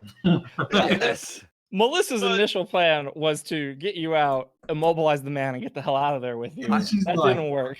You know, I really liked Melissa's like overabundance of information about grave robbing. Like constantly eager to be helpful and informative of the logistics of the business of grave robbing. Not like you're gonna feel these queasy things. Right? It's like, you just need to go get us some shovels. Go get us some shovels. I had to fight myself to ask why she knows. Oh yeah, because I know And we are not there. And it's the offhand thing, right? Because like you get there and he's like, "Oh, this is hard. That's why you do it when it's fresh." And it's like, "Oh shit, that makes sense." Exactly. It's entirely the throwaway normalcy of it. I was like, cool. Melissa is dark. And now for me, what did I do that was really good that people liked? I like how you're introducing madness and delusions out of character. I think that was really good. But I particularly liked when something positive happened in the graveyard scene, how you described that in a way that still made it unnerving. Oh yeah, how you got help? Yeah. That was good. That was my favorite little thing that happened from your end. I really like the dragon appearing, and I hope we have more spooky shit like that. But it getting like dangerous, that would be scary. It was Yeah, dangerous, dude. really Yeah, scary. like one of you almost died. There's not And it was there's you. there's not much more headroom on danger before you just die. That's what I'm saying. Like Look, your character was pretty close to dying. are we regaining any hit points from sleep, by the way? No. No. No, that's hospital time. Hospital time. Yeah, are you taking a full day of rest? You gain 1 hit point back and you never recover a major wound unless you're hospitalized. So yeah, my major one. Dude, I'm loving the telephone thing. I'm loving the telephone thing. Telephone thing. Every time we're leaving a scene or we're doing a thing, you're like, you see a man, raise a phone and make a call. And it's like, dude, the world is working around us. And every time you say that, I'm like, this world is working around us. We need to not be seen by the world because there's telephones Well, everywhere. you said it earlier, and it's a thing that I had not done well, and another thing that I was doing but not well, but I want to make sure I continue to do, which is when things happen to you, I don't want it to be a 100% complete surprise all of the time. Yeah, no, I'm really liking the kind of paranoia that's being introduced by whenever you guys leave, everybody picks up a phone and calls about it. Calls somebody about it. Yeah. People Yeah. know things. Yeah. Yeah, I like that quite a bit. I'm appreciating of like it was more investigative in the first session, and in this one I naturally felt dread, which is hard. It's hard for somebody like me to feel dread, and like I just like, oh man, this is not good. Like this is going That's bad. exactly the feeling I want. I actually don't want to scare you. Scaring you works sometimes, and it's a lot harder online. I appreciate that you say that because I'm specifically going for dread, where you know that something is wrong. Yeah, You're not quite sure it's what, like I'm but it's wrong. scared. I like that But- it's building and things are about to break. We're like next session, we're gonna hit the ground and it's gonna run. It's gonna go. Yeah. We're at that point. It's building. How this lands, we don't know, and that's the best part Yeah, for me. we It's like, don't. all right, usually I can figure out by now how this is gonna work. I have no idea. Like, oh, I don't know. You have me invested in Melissa's paranoia with just the little phone delusion you gave. Like, Melissa, anytime anyone's on the phone, clearly this is about us. They can't possibly be on the phone for any other reason. Anything else? I- ordering more eggs for the day. I legit, I chickened out on it. That was going to be what it was. It's like they pick up the phone. It's like, oh, what are you doing? We're out of eggs. I was going to do it. And I'm like, no, I wanted it to be like, actually, you saw something. Yeah. Out of character, I appreciate that Max didn't rat me out when I had that delusion. No, he's keeping that. Knowing how the other people react, they're gonna be like so distrustful. And Max gets that. So this went really, really well. I'm expecting one more session. If this goes 2 more sessions, then I think there won't be enough to cover 2 more sessions, especially at this rate. So this is going really well. Thanks, guys, for playing, and I like it a lot. I hope you're having fun. Yeah. Perfect. Yeah, definitely. And we're all good for 2 weeks. Any closing statements? Thank you for letting me come back. Yeah. It was a lot of fun learning this game. I'm glad that you like it. My last closing statement is going to be probably unsatisfying, to be honest, especially for Chris, where, yes, a lot of the times the things that you learn and investigate in Call of Cthulhu do not necessarily give you a plan. They give you an understanding on how to formulate a different plan, and as a player, I totally get that that is frustrating. Oh, I'm not frustrated. Okay, cool. I'm not frustrated at all. Because It's I like- am when I'm a player in this game. Oh no, I get you. But it was one of those things where it's like, man, we've learned all this stuff, but not much of it is actionable. Yeah. Right? Mm-hmm. And there's really only one person in the party that would believe in that action.